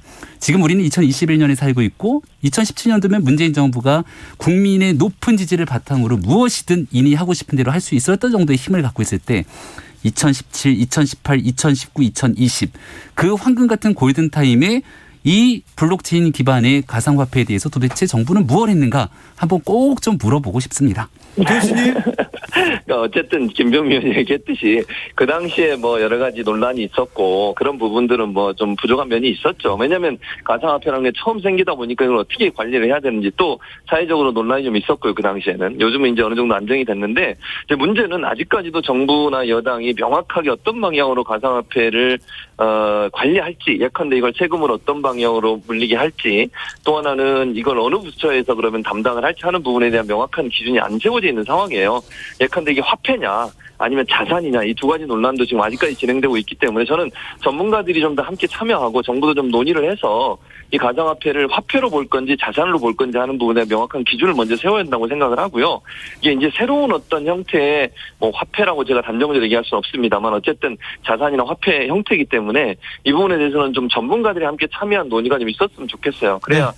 법적인 규제나 이런 부분도 제대로 만들고 또 만약에 이제 많이 하시는 분들이 많잖아요. 그분들이 피해를 당하지 않도록 하는 방안도 필요할 거라고 생각을 하고요. 네. 그래서 이거는 국민의힘도 좀 머리를 맞대고 어떤 방향으로 가면 좋을지 국회에서도 논의가 됐으면 좋겠다 이런 생각이 듭니다. SYP님께서 가상화폐 왜 하게 된 건지 정부는 생각해야 된다 이렇게 지적하십니다. 양극화 불평등 문제 해소에 더 힘써야 됐는데 이 점에 대해서는 정부가 깊게 고민하고 새겨 들어야 합니다. 자, 예, 맞습니다. 국민의힘 사면 얘기는 어디로 갔나요? 박사면, 이사면 전 대통령 네. 사면은 어디로 갔나요? 이 얘기가? 사면 얘기를 일부 정치인들이 하긴 했습니다만 네. 국민의힘의 공식 입장 아니다라고 네. 주호영 원내대표를 비롯해서 많은 선을 사람들이 걷죠? 선을 분명하게 걷고요. 네. 저는 이런 생각이 듭니다. 진짜로 전직 대통령에 대한 사면을 원하는 사람들이 있다면 그러한 발언을 지금 할 수 있을까? 저는 이런 생각이 들어요. 그러면 사면이라는 건 네. 결국은 대통령의 고유 권한이고 문재인 대통령 사면 문제를 둘러싼 올 초 이낙연 대표가 사면을 살짝 언급했다가 그냥 뜨거라 하면서 뒤로 빠지지 않았습니까? 네. 그러면서 나왔던 건 사면은 국민적 보편적인 공감대가 형성될 때 가능하다. 네. 그럼 국민적 공감대가 형성되려면 과거에 있었던 탄핵과 두 전직 대통령 구속에 연결돼 있었던 수많은 정치인들이 뒤로 쭉 빠져주고 국민들께서 이 정도면 국가 통합을 위해 사면이 필요하다는 여론이 조성돼야 되는데 뭐가 문제냐는 방식으로 나와서 언급하는 순간 무슨 일이 일어나냐. 사면에 대한 국민적 공감대는 온데간데 없이 사라지고 정치적 공방송에서 지지층 결집을 위한 자기 정치하는 거 아니냐. 이런 메시지들이 나오기 때문에 하나 더 위험스럽습니다. 묻겠습니다. 네. 계엄령도 나왔고요. 탄핵 불복도 나왔고 김용판 의원도 등판했습니다. 요거는 또 어떻게 읽어야 됩니까? 여기는 이제 김무성 전 대표가 마포 포럼을 이끌면서 지난 서울시장 보궐선거에서도 굉장히 좀 다른 국면으로 이끌었던 측면들이 있죠. 김무성 전 대표가 시사저널과의 인터뷰 내용들을 쭉 읽어봤습니다. 근데 달락달락해서 뭔가 얘기들을 하게 되는데 별로 공감대를 형성하지 못하는 내용들도 많이 있었고 여기에서 방금 전에 말씀하셨던 계엄령 같은 경우는 본인이 들었다가 아니라 본인이 들었던 건 당시 있었던 있었던 김기춘 비서실장으로부터 탄핵은 100% 기각이다. 요거를 들었는 거를 이렇게 언급을 했던 것 같은데 그 뒤로 그러니까 계엄령 이렇게 맥락이 이어지는 건 본인 생각인 건지 누구한테 들었던 건지 얘기를 안 하고 있는 겁니다. 그러니까 책임 있는 공당의 대표를 지냈던 인사라면 발언 한마디 한마디에 대통령 선거를 앞두고 매우 신중하게 접근하고 얘기를 해야 되는 건데 어떤 근거로 얘기를 했는지는 지금부터 김무성 의원이 밝혀야 될 책임이 있다 이렇게 생각을 하고요. 김용판 의원 등에 대한 언급들을 했는데 이게 뭐 당내에서 일부 사람들이 정치적인 발언들을 하긴 합니다마는 전체적으로 봤을 때는 윤석열 전 총장이 바깥에서 국민의 많은 지지들을 받고 있는 대선 주자로 우뚝 서고 있는데 네. 여기에 대해 좀 매끄럽게 통합되는 분위기들이 형성되지는 않는 것 아닌가 이런 걱정과 우려감들이 있거든요. 네. 결국 두 전직 대통령의 구속과 탄핵을 둘러싸고 있는 많은 문제들에서 윤석열 전 총장이 과거에 이끌었던 문제들과 이게 다 동전이 양면처럼 얽혀 있습니다. 근데 국민들이 그럼에도 불구하고 국민뿐 아니라 TK를 비롯한 보수 진영의 지지자들이 윤석열 전 총장에 대한 대권 주자의 가능성을 높게 사는 이유는 과거 정치를 이제 좀 덮어두고 새로운 미래를 향하면서 다른 정치를 갔으면 좋겠다는 기대감들을 갖고 있는데 과거의 정치에 몸을 담았던 인사들이 앞다퉈서 다시 미래로 가는 정치 발언들을 과거로 돌리게 된다면 저는 정권 교체를 염망하는 국민들의 마음에 부응하지 못한다 이렇게 생각합니다. 그란님께서 김병민 의원이요. 불리하면요. 말이 느려져요. 얘기하면. 많아져 그리고 많아져요. 많아집니까? 그렇죠. 예. 아주 조리 있게 교수님 사면 예. 그리고 계엄령 탄핵 불복 김용판 의원의 등판까지 어떻게 보십니까? 악재죠, 악재. 국민의힘의 악재예요, 이거는. 이렇게 가면요. 너무 좋아하지 마세요. 서울, 부산 재보선 선거에 승리에 대한 어떤 도취됐다 이런 비판을 면키 어렵다고 저는 봅니다. 김병민 의원이 지금 얘기했잖아요. 저는 김병민 의원이 애들로 둘러서 얘기했는데 이렇게 가면 대선에 질 수도 있어요. 이런 식으로 하는 건 전혀 저는 맞지 않다고 봅니다. 사면도 국민적 공감대가 없는 상태에서 정치인들이 그러냐. 그 사면의 전제가 결국 또 탄핵에 부정하는 쪽으로 가고 있잖아요. 이렇게 하면 국민들이 얼마나 화가 나겠습니까? 그 추운 날 촛불 들고 광화문에 앉아서 얼마나 많이 외쳤습니까? 국정농단 사태에서. 그런데 그게 잘못했다고 얘기해버리면 그 국민들 다 잘못했다는 겁니까? 그런 식으로 얘기하면 안 되고 김무성 전 대표도 그래요. 아니 그리고 그게 사실이라면 얼마나 이게 엄청난 일입니까? 국민들을 뭘로 보고 그럼 촛불 들고 나온 분들이 계엄령 내려야 되는 이유가 그분들이 폭동으로 바뀐다는 거 아닙니까? 그럼 그분들에 대해서 얼마나 무시하는 행동입니까 이게? 이성도 없고 논리적인 판단도 안 하고 폭동을 일으켜서 국가를 전복시킬 거다? 그런 전제를 가지고 계엄령을 생각했다고 하는 게 지금 민주주의 사회에서 우리나라처럼 선진국에 가까워진 나라가 미얀마입니까 이게가? 그런 식의 발언을 하는 것은요 국민을 무시하는 행동이에요. 저는 그게 사실인지 아닌지 저도 잘 모르겠습니다만 김병민 의원 말처럼 그런 발언 하나하나가 쌓이면요 그동안 국민의힘에 그래도 조금이나마 기대를 걸었던 국민들의 마음이 어떻게 되겠습니까? 마음의 대못을 받는 거예요. 그런 발언 하실 때마다 조심하시고요. 김용판 의원의 그런 얘기가 사실은 김용판 의원 혼자 얘기했다고 생각하시지만요. 저는 일부의 그런 의견들이 충분히 있다고 생각해요. 국민의힘에. 네. 김용민 의원이야 네. 합리적으로 생각하는 사람이지만 지금 그 윤석열 총장에서 비토하려는 세력이 없겠습니까? 저는 있다고 봅니다. 그거 정리 안 되면 제3지대에서 신당 차려서 정계 개편이 일어날 가능성은 충분히 있다고 봅니다. 네. 교수님. 국민의힘에 대한 지나친 걱정 너무 걱정하셔서 이거 네, 좀 우려가 됩니다. 네. 알겠습니다. 국민의힘 잘할 거예요. 제가 조금 전에 가상화폐에 대해서 정부 대책이 전무했다고 비판하셨는데 국민의힘에서는 가상화폐 TF팀 출범했어요. 어떤 논의가 이루어지고 있습니까? 가상화폐에 대해서 저는 뭐 국민의힘 내에서도 많은 고민들이 있죠. 이것을 이제 투자자에 대한 보호부터 그리고 불법적인 문제까지 앞으로 있게 되는 사회적 구조적 갈등들을 해결하기 위한 노력들이 필요할 텐데요. 네. 사실은 이게 이제 지난 2017년부터 화두가 됐다고 제가 말씀을 드렸는데 대통령 직속으로 이 문제를 풀어내기 위한 위원회를 조금 더 일찍 만들었으면 어땠을까라고는 아쉬움이 남습니다. 지금도 늦지 않았으니까 네. 한 개 부처에 소속된 게 아닙니다. 법무부부터 금융위, 기재부 등등이 있으니 여기에 대한 정부의 적극적인 대처를 요청합니다. 윤주맘님께서 최진봉 교수님은 불리하면 지나치게 웃어요. 말도 많이 빨라지고요. 말도 많고 빨라진 거는 뭐 평소에도 그렇습니다만 그렇습니다. 지나치게 웃습니다. 자 마지막으로 하나 물어볼게요. 황교안 전 대표 진짜 등판하나요? 그 등판이 어떤 등판을 얘기하는 거죠? 여의도에 오고 당대표 나옵니까? 대선에 나옵니까? 지금으로서는 아무것도 알 수가 없는데 정치 행보를 하고 있는 것만큼은 분명해 보입니다. 분명하죠. 네. 그래서 뭐 당대표로 나오겠다, 대권에 출마하겠다 이런 얘기들은 없지만 사람들을 만나고 있는 우리는 정치인의 입을 바라보지 말고 발을 바라보라 그러잖아요. 네. 이분 언제든지 바뀌니까. 네. 근데 발은 정확하거든요. 네. 여의도 와 있어요. 여의도에 와서 사람들을 만나는 행보를 보면 좀 발걸음들이 빨라지는 것 같은데 저는 지난 오세훈 서울시장의 당선에 대한 이 마음을 잘못 오독하는 분들이 꽤 있어요. 예. 정치인들 중에.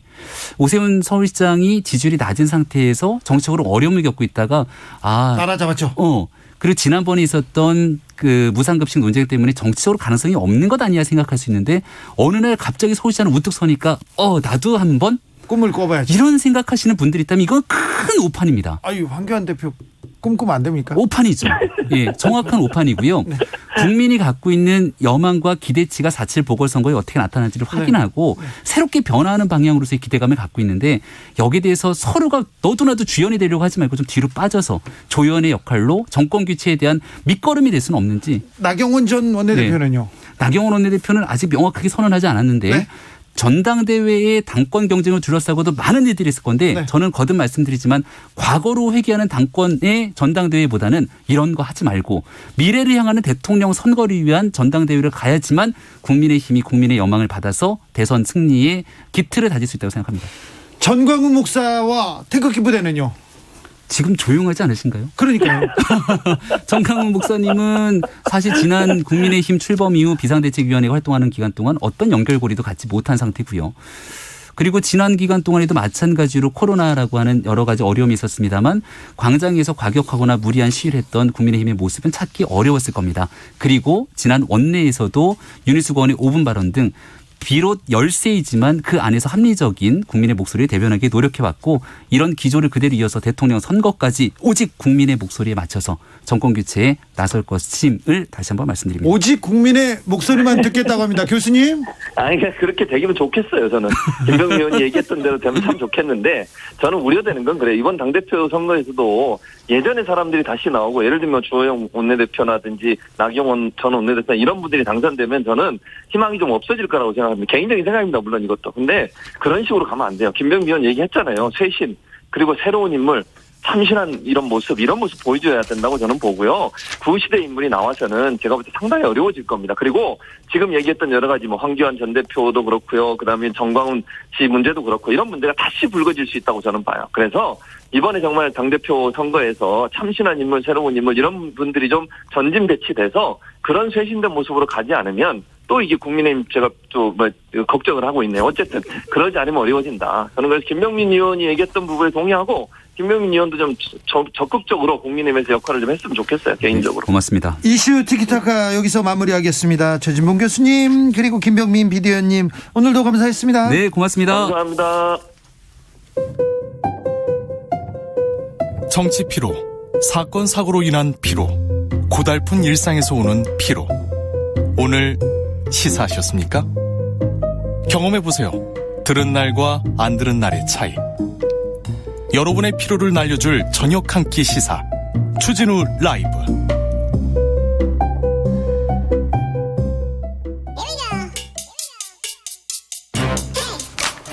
뉴스를 향한 진지한 고민, 기자들의 수다.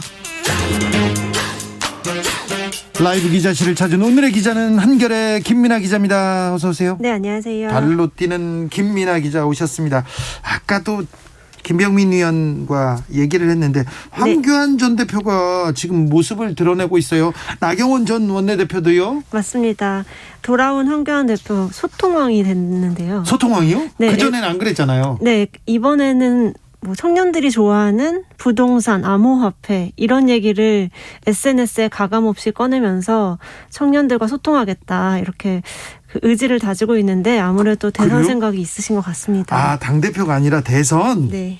그렇죠. 그렇습니다. 그래서 지금 계속해서 트렌드를 잡고 있습니까? 네, 그렇게 보여지고요. 또 네. 오늘 좀 눈길 끌었던 것은 정의당의 류호정 의원의 SNS에 댓글을 달아서 황교안 대표가? 네네, 젊은 정치인 응원한다고까지 했거든요. 아, 류호정 대표를 응원한다고 했어요? 류호정 네. 의원을? 네, 사실 그 이유는 황교안 대표가 26일, 3일 전이죠. 국회에 왔었습니다. 와서 그 손실보상 관련한 그 국민의힘 천막에 농성을 하고 있는 곳을 방문을 했는데요.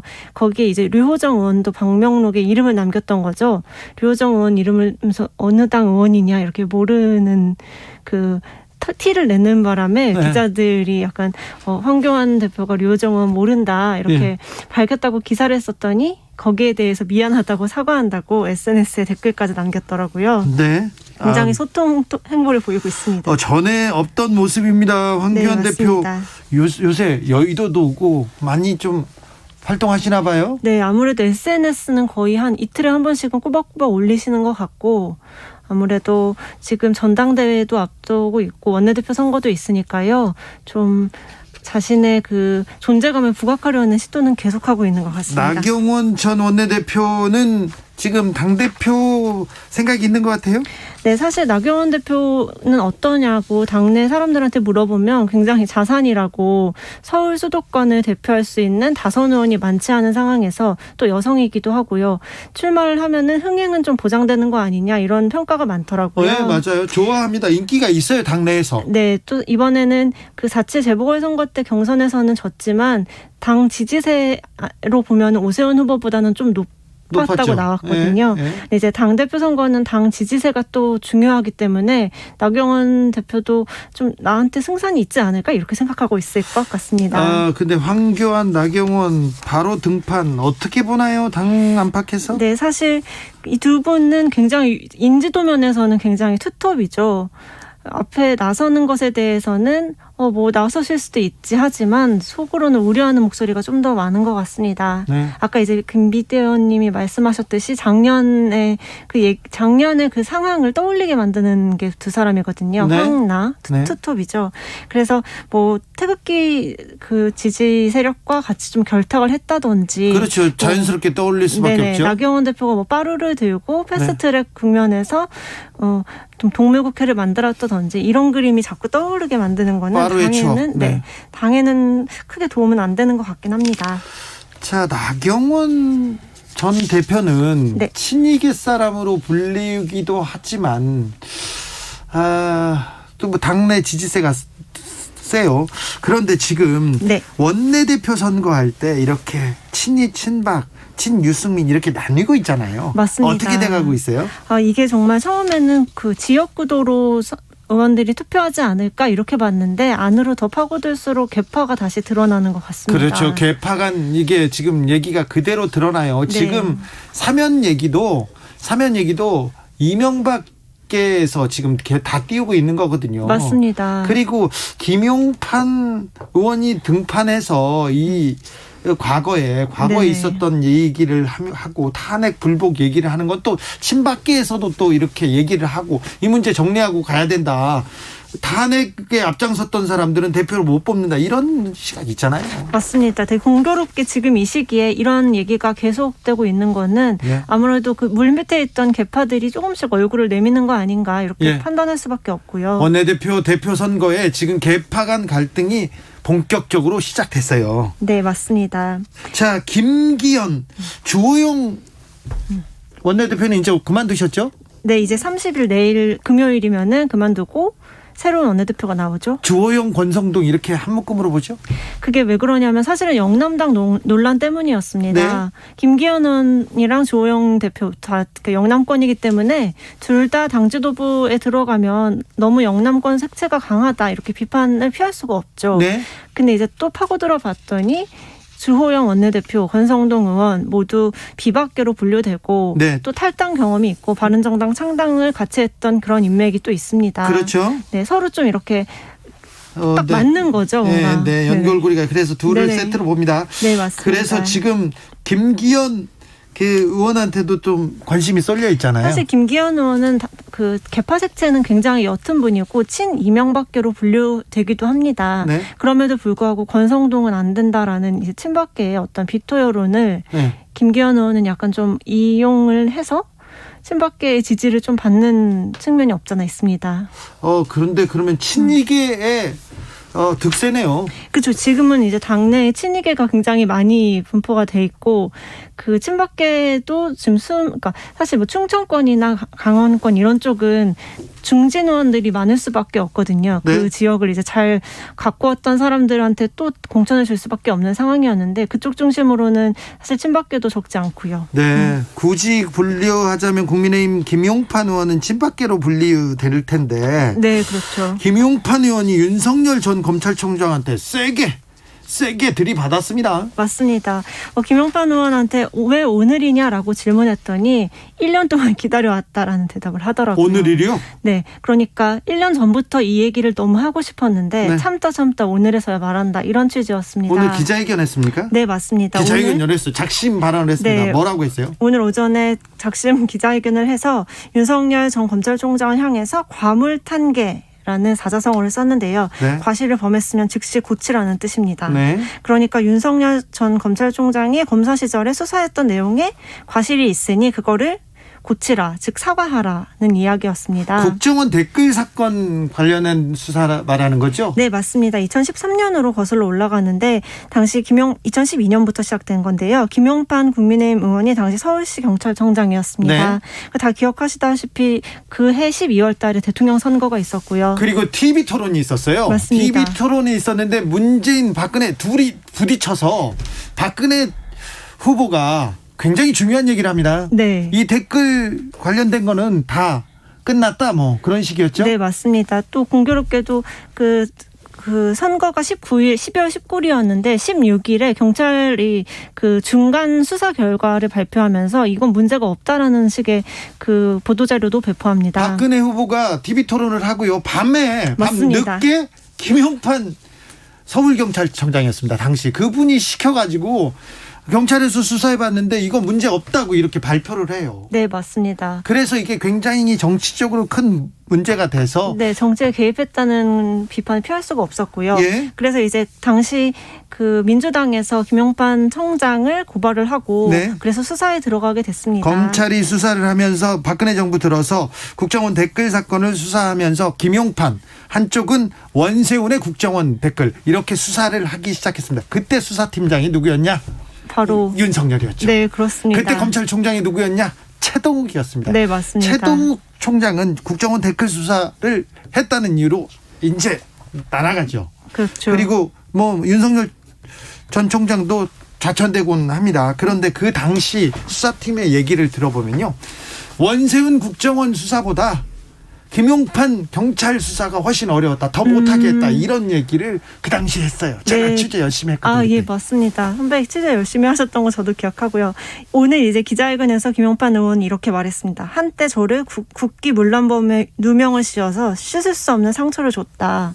굉장히 좀 감정이 호소하는 이런 이야기를 하면서 본인도 지금 야권의 대선 주자가 없는 상황에서 윤석열 총장의 그런 지지해야 된다는 거는 알고는 있다. 그렇지만 뭐 조언을 드린다. 한번 이걸 짚고 넘어가야 하지 않겠냐라면서 그 사과를 요구하는 기자회견을 한 건데요. 네. 사실 당 내에서 특히 TK 중심으로 해서는 윤석열 총장을 정말 우리 당 후보로 받아들일 수 있느냐에 대해서 좀 갑론을박이 있습니다. 특별히 친이계보다도 친박계에서 이 감정이 아주 있거든요. 그런데 맞습니다. 그 얘기를 아무도 안 하다가 김용판 전 서울청장, 김용판 의원이 정식으로 했어요. 이 문제가 다 지금 탄핵 불복, 계엄령 맞습니다. 사건, 이 문제가 지금 국정원 댓글 사건 다 맞물려 갑니다. 네, 완전 연결돼 있는 거고 왜 지금 이 시점에 이 얘기를 했을까? 아무래도 정말 당내 선거를 앞두고 이 이야기를 꼭 해야겠다고 생각한 것 같아요. 네, 지금 당내 선거를 두고 이 개파 간 갈등이 이제 시작되고 있는 거예요. 네, 근데 이제 그러면 이렇게 기자회견 하는 것에 대해서 누구와 상의를 했느냐라고 물었더니 네. 나 혼자만의 의견이다라고 이렇게 좀 선을 긋는 모습을 보이긴 했습니다.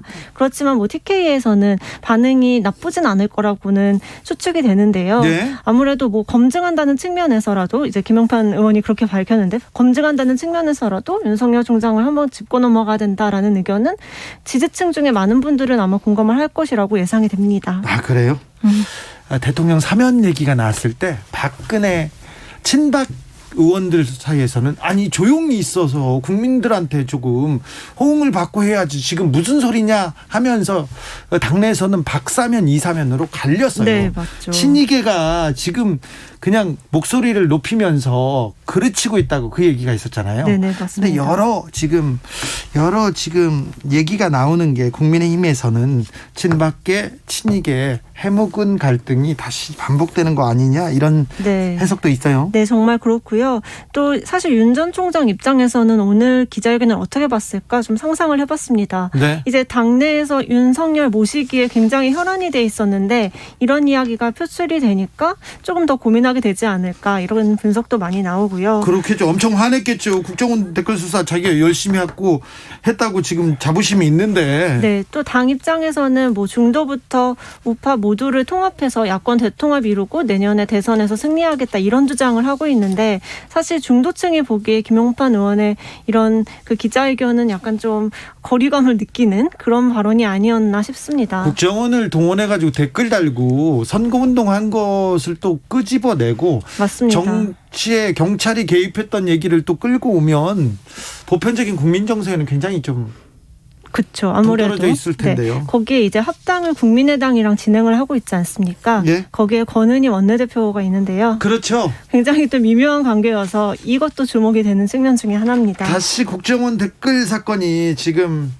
2012년 13년 사건인데 다시 수면으로 올라왔습니다. 김용판 의원에 의해서 어찌 반응하는지 윤석열 총장은 어찌 반응하는지 그다음에 권은희 의원은 어떻게 얘기하는지 관심이 주목됩니다. 지금까지 기자들의 수다 한결의 김민아 기자였습니다. 네, 감사합니다.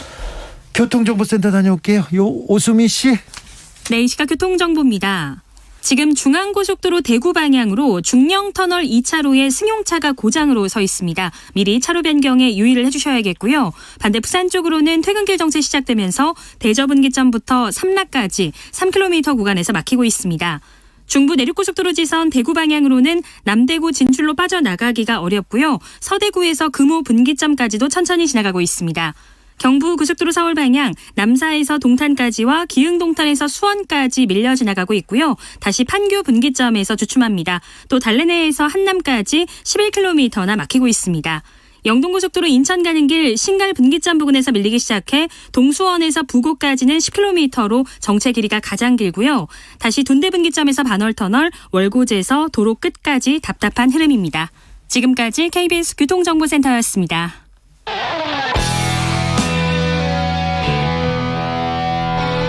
스치기만 해도 똑똑해진다. 드라이브 스루 시사 주진우 라이브.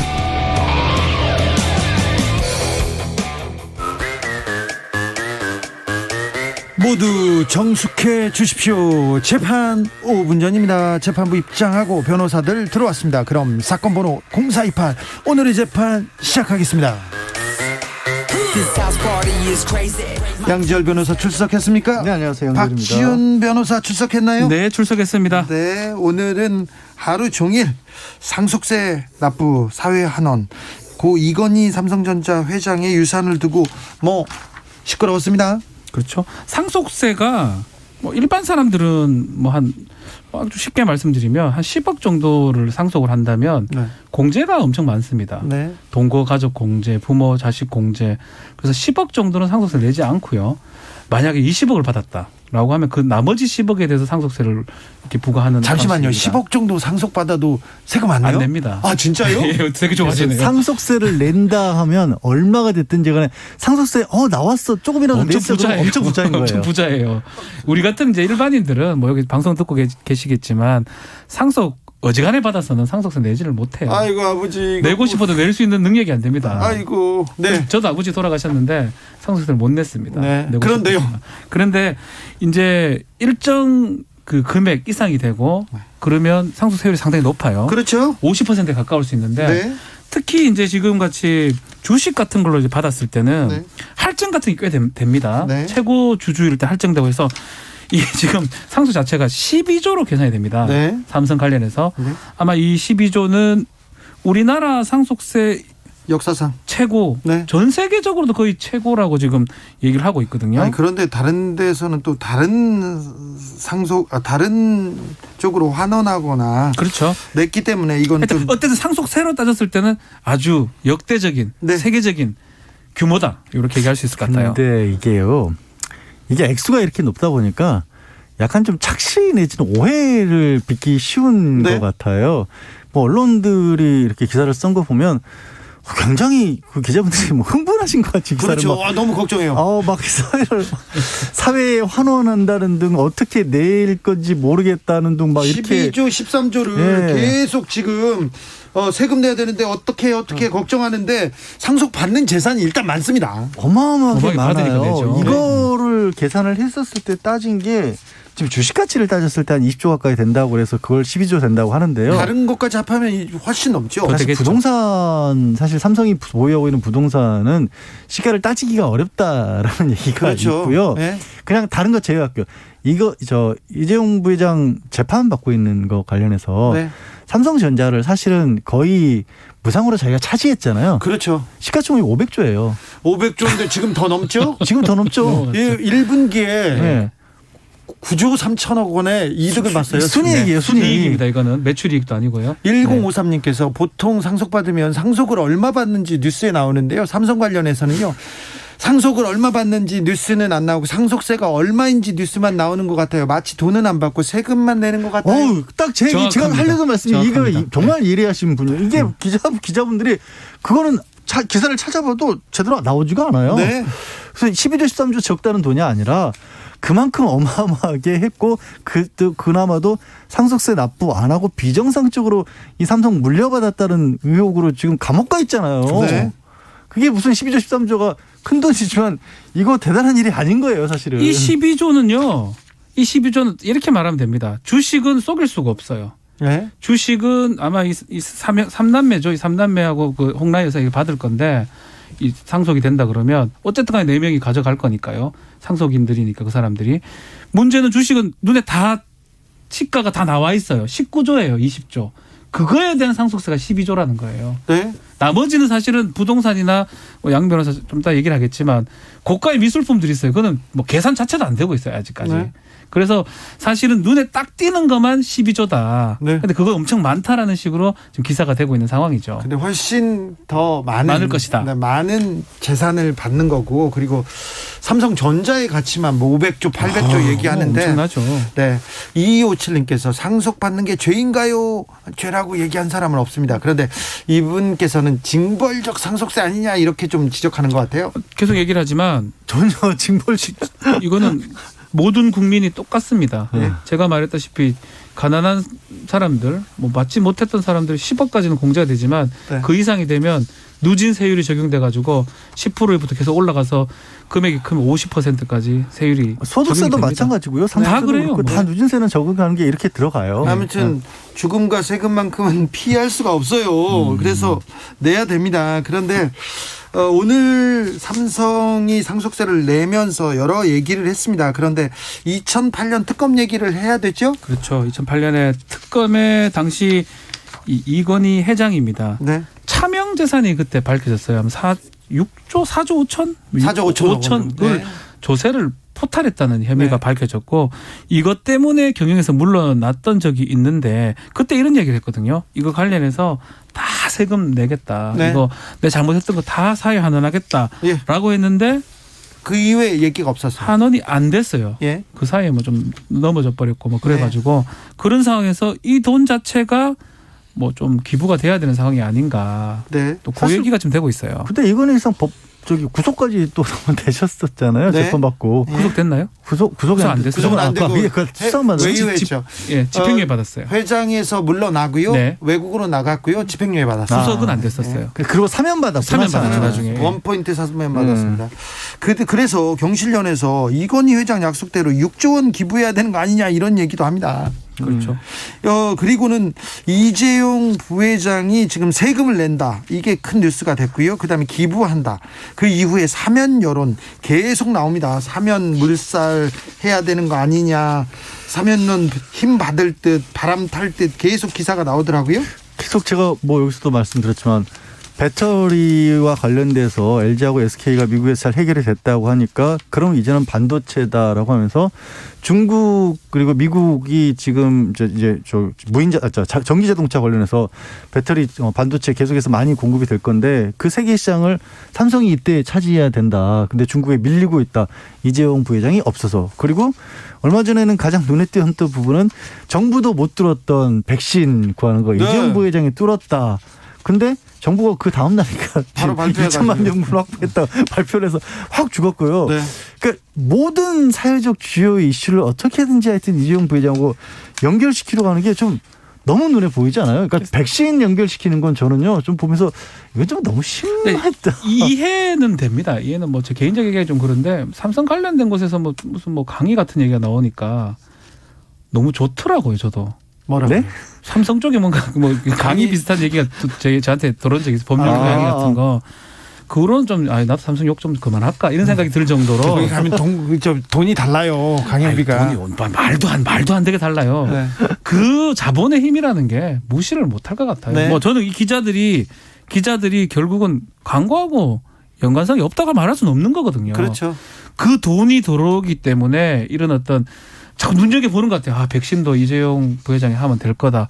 그렇게 쓰고 막 절에서도 막 스님들 막 사면하자 그러고 이 모든 것이 저는 자본하고 연관성이 없다고 할 수 없다. 광고하고 관련성이 있다. 그건 다 아는데요. 얘기하고 제가 싶어요. 말씀드리는 건 너무 티나기는 안 했으면 좋겠다라는 거예요. 티가 많이 나죠. 너무 티나기는 안 했으면 너무 납니다. 오늘 아까 상속세 얘기 잠깐 하나만 더 붙이자면 또 2조 원이 넘는 액수의 미술품들을 더 이제 환원을 했다 사회에 보냈다라고 하는데 사실 그것도요 엄밀하게 따지면 만약에 그대로 갖고 있었으면 상속재산으로서 상속세를 내야 되는 그런 그렇죠. 상황이고요. 거기다가 또 미술품을 샀을 때 그래 들어올 때 이 세금 문제도 있어요. 아유 지금 복잡해집니다. 미술품은. 그리고 기부할 수밖에 없는 거예요. 그리고 미술품 같은 경우에는 사실 이제 이재용 부회장의 할아버지인 이병철 때부터 일종의 그러니까 삼성 쪽에서 어떻게 보면 이제 개인적인 욕심으로 수집한 부분도 있지만 그 모으는 것 자체가 사회 활동이라고 했었거든요. 선대에서는. 그래서 잘 관리해서 미술품이나 예술 박물관 같은 것들을 관리를 해서 이거를 사회 활동으로 유지해 나가는 게 오히려 사회 활동인 거지. 이제 가지고 있어봤자 버리지도 못하고 어떻게 골치 아픈 그런 어떤 존재가 된 거예요. 그래서 이거를 그냥 국가에 기부한 건데 그것도 대단히 엄청난 일인 것처럼 물론 뭐 반길 수도 있죠. 근데 반길 수도 있지만 그 이면에는 말씀하신 것처럼 복잡한 문제들을 또 한꺼번에 처리하는 부분도 같이 들어있는 거거든요. 마키님께서 정선의 인왕재색도 진품입니까? 얘기합니다. 진품입니다. 다 진품이에요. 4459님께서 물론 삼성 일가의 문제가 많기는 합니다만 그래도 기부를 한 것은 잘한 거라고 생각합니다. 기부조차 안 하는 재벌가 너무 많거든요. 네, 기부에 대해서는 저도 잘했다 하죠. 잘했다고 지금 방송 처음에도 칭찬을 하고 넘어갔습니다. 그런데 여기서 하나 짚고 갈까요? 네. 과거 정부에서는 이건희 회장 사면, 경제인 사면 빈번했어요. 근데 문재인 정부 들어서 사면에 대해서 굉장히 좀 엄격한데 그렇죠. 이번 이재용 부회장 사면 가능할까요? 저는 제가 한번 확인을 해보니까 이명박 MB 정부 때 보니까 정몽구 회장이라든지 김승현 하나그룹 회장이 특사로 풀린 적이 있고요. 그때 기억하겠지만 이건희 회장이 사면 받았습니다. 원포인트 집행유 사면. 받고. 그리고 박근혜 때는 최태원하고 이재현 회장이 사면을 또 받은 적이 있습니다. 그래서 심지어 CJ나 뭐 이렇게 SK가 좀 특혜를 좀 받았던 거 봐야 될 것 같은데 문재인 정부 들어서고는 사면 자체가 없어요. 경제인 사면은 아예 없습니다. 아예 없기 때문에 한 다음에 이제 8월 8.15거든요. 3.1절이 뭐 지났으니까 8.15 때 사면을 하냐 안 하냐. 석가탄신일 사면하라고 지금 기사가 그렇게 많이 났어요. 너무 빨라요. 뭐 지금 들어간 지 얼마 됐다고. 근데 지금 삼성과 관련돼서 이명박 박근혜 두 사람이 삼성과 관련이 된 게 제일 액수가 크잖아요. 그렇죠. 그럼 그 두 사람은 사면을 안 시켜줘야 되나요? 그 연결 안 되는 상황에서 이재용 부회장만 사면 얘기가 나올 수가 없어요. 그렇죠. 사실 근데 삼성에서는요 좀 안타까워하더라고요. 이재용 부회장 하나면 어떻게 해보겠는데 지금 두 대통령이 그러니까 둘이 들어가 있으니까. 괜히 그 사면론이 나왔다가 국민들한테 싸늘한 시선을 받아가지고 더 어렵고 지금 안 된다는 거 알면서도 굉장히 안타까워하더라고요. 그리고 이제 그걸 넘어서서 또 뭐가 있냐면 국민들도 더 이상 이제 이 사람이 없다고 경제가 삼성이 안 돌아갈까? 이거는 더 이상 안 믿거든요. 더 잘 벌어요 지금 보면. 네. 9조 넘는 1분기에 구속된 이재용 부회장이 구속된 올 1분기에 9조 넘는 이익을 냈습니다. 삼성은 글로벌 기업이고 사람 한 명에 의해서 좌지우지되는 기업이 아닙니다. 그러니까 어떤 면에서는 사실 이렇게 생각하시면 이재용 부회장 미워하는 것 같은데 저는 그런 게 전혀 아니고 저도 아닙니다. 그런 게 전혀 아니고 없습니다.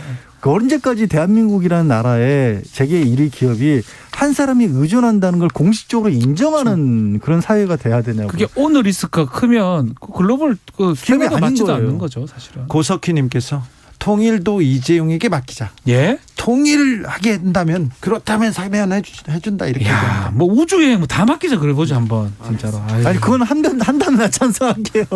통일할 수만 있다면. 알겠습니다. 불법 승계 재판은 이제 시작한 거죠. 그렇죠. 제대로 시작은 아직도 안 했습니다. 네, 지금 이제 공소 사실을 낭독했고요. 첫 재판으로 보면 될 것 같습니다. 네. 그리고 그거에 대해서 혐의 사실을 인정하느냐 인정하지 않느냐. 네. 4시간에 걸쳐서 변호인들이 반박을 했다고 합니다. 먼저 검찰 측 입장 어떻습니까? 일단 검찰 같은 경우는 크게 3가지 정도 보면 될 것 같아요. 일단은 제일모직하고 삼성 합병하는 과정에서 불공정하게 합병하고 시세가 조정되고 이런 부분이 자본시장법 위반 업무상 배임죄가 될 수 있고요. 예? 회계 부정이 있었어요. 그 과정에서 삼성바이오. 이게 외부감사법 위반입니다. 네. 그리고 그 상황에서 허위 증언 같은 것들도 이 거짓 증언을 시켰던 것, 위증 부분입니다. 이 3가지가 있는데 이 적용된 범죄는 16가지 정도가 되고 검찰은 이게 지금 이재용 부회장의 어떤 지휘라든지 이 공모에 의해서 이루어졌다라고 주장을 했습니다. 네. 근데 이렇게 삼성에서는 맞받아쳤던 거죠. 지금 제일모직하고 삼성물산하고 합병 비율 얘기를 자꾸 하시는데 그때는 일반적으로 알려지는 것과 달리 삼성물산은 건설 쪽이 줄었는데 건설 경기는 하락세였고 삼성이 미래의 산업 차세대 그러니까 반도체 이후로 잡고 있는 지금 바이오가 얼마나 중요한지 알고 계시잖아요. 바이오 산업, 신재생 에너지 이 2가지를 핵심적으로 밀려고 하고 있었어요. 그래서 제일모직이 그 기술을 갖추고 있으니까 합병이 필요했던 상황이었고 결국 이제 그룹 지배구조 자체를 바꾸는 거니까 거기에 미래전략실이 가담을 할 수밖에 없는 거 아니겠습니까? 라는 얘기를 하면서 이 부분이 참 굉장히 강하게 불만을 토로했어요. 이 합병하고 회계하는 일들이 2015년 이후로 계속해서 경영상 필요해서 했었는데 검찰은 삼성이라고 하는 대기업의 활동 전체를 마치 무슨 범죄 조직이 계속 활동했던 것처럼 모두를 다 엮었다.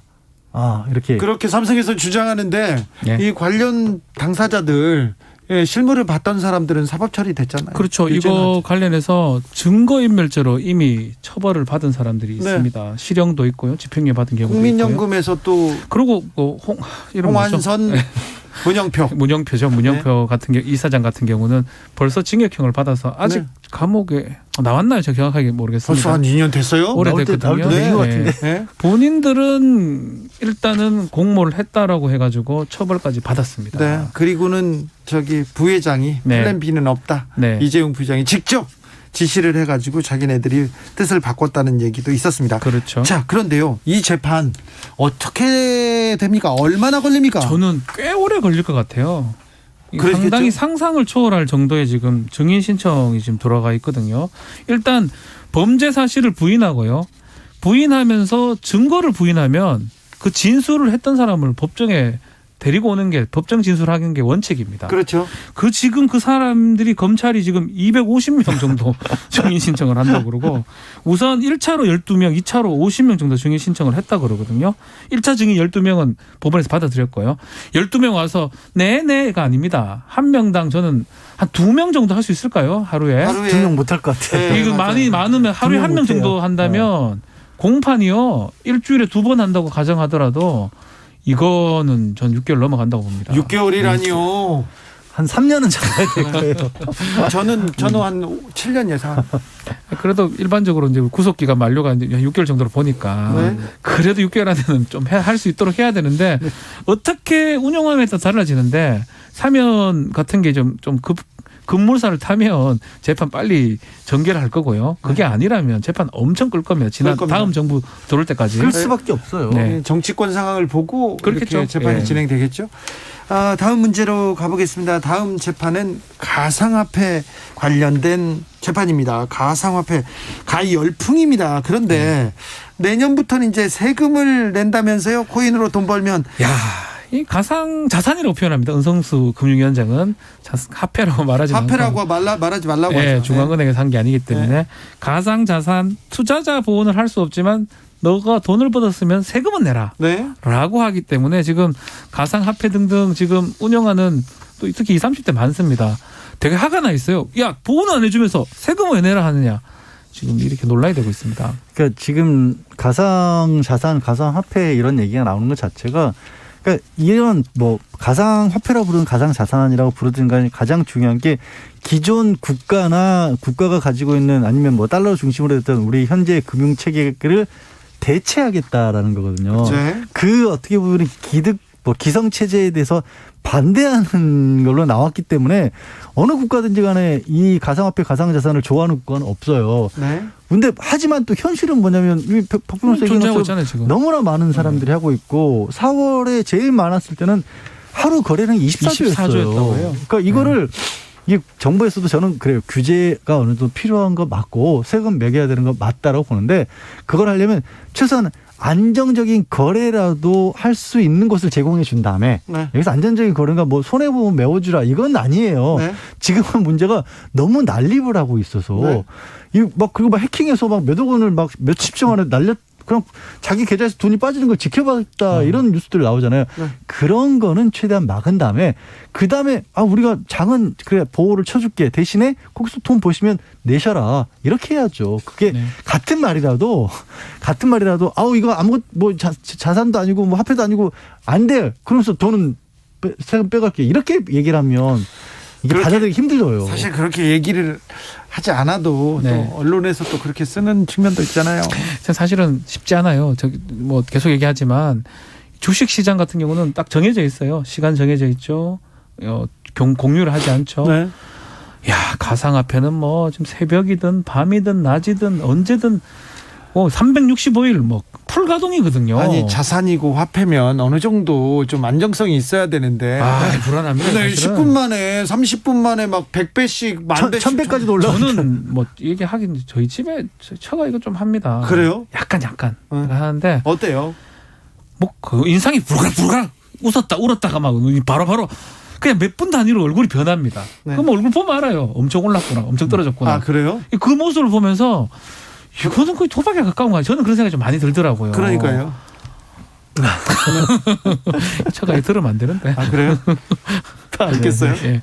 아유 힘드시겠네. 예. 아니요, 근데 뭐 해도 전 좋습니다. 뭐 큰 돈 아니니까. 예. 재판 5분 전 여기까지 할까요? 네. 알겠습니다. 양지열 변호사, 박지은 변호사 함께했습니다. 감사합니다. 네, 감사합니다. 2257님께서 중국인들 환치기 좀 못하게 좀 해야지요. 이렇게 얘기합니다.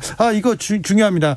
불법으로 그리고 불법적인 일에 지금 이런 가상화폐가 쓰이고 있어요. 그게 가장 문제예요. 환치기. 그게 목적이에요. 이것 때문에 가장 문제예요. 그렇습니다.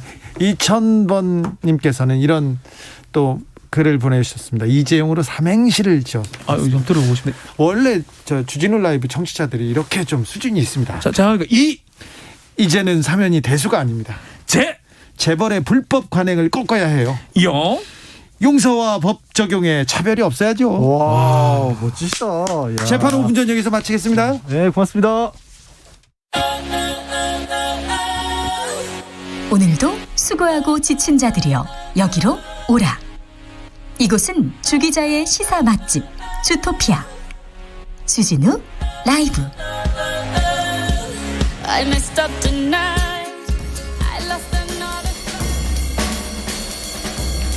느낌 가는 대로 그냥 고른 뉴스 여의도 주필.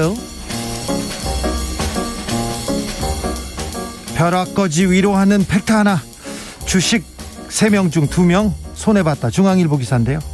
벼락거지 이게 맞는 용어인지 잘 모르겠어요. 저는 벼락거지, 호텔거지 이런 거지 안 썼으면 좋겠습니다. 이거 부적절한 용어인데 언론에서 계속 쓰고 있습니다.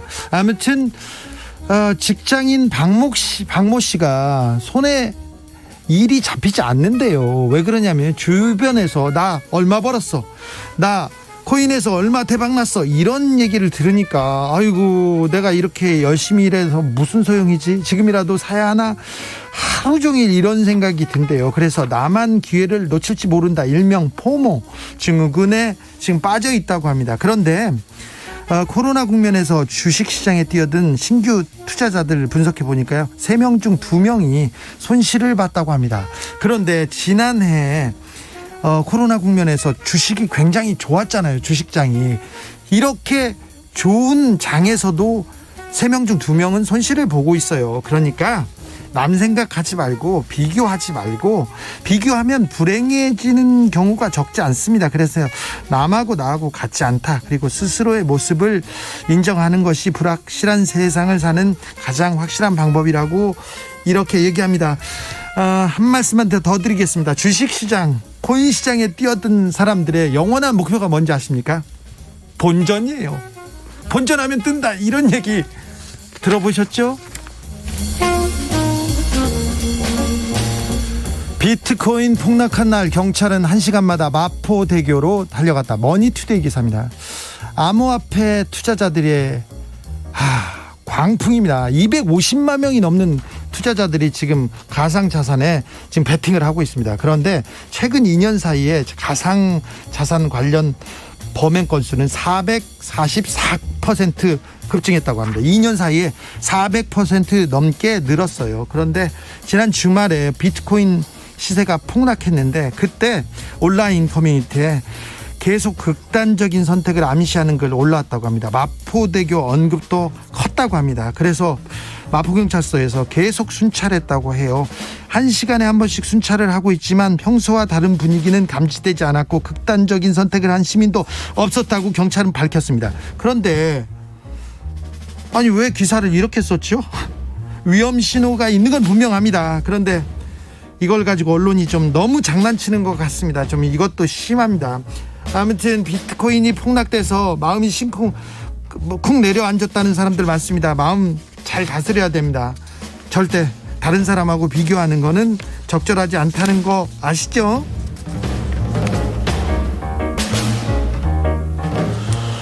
그곳에 김용균 조형물 세우는데 2년 걸렸다. 오마이뉴스 기사인데요. 한국 서부발전 태안화력발전소에서 비정규직으로 홀로 일하다가 사고를 당해 숨진 청년 김용균 노동자의 죽음. 벌써 2년이 지났습니다. 그런데 아직도 사건이 마무리되지 않았어요. 산재 사고의 책임을 가리기 위한 재판 아직도 진행 중이고요. 추모 조형물을 만들자 이런 얘기가 있었는데 최근까지 정규직 노조에서 반대했대요. 조형물 건립을. 회사가 핑계를 계속 대가지고 늦어지다가 이 합의사항은 2년 만에 이제서야 이렇게 건립됐다고 합니다.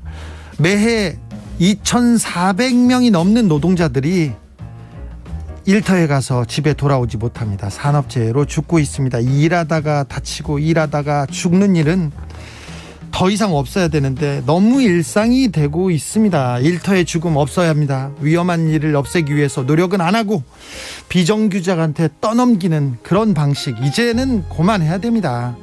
아프지 않게 죽지 않게 사장님 제발요 좀요. 데스티니 차일드의 Stand Up For Love 들으면서 저는 여기서 인사드리겠습니다.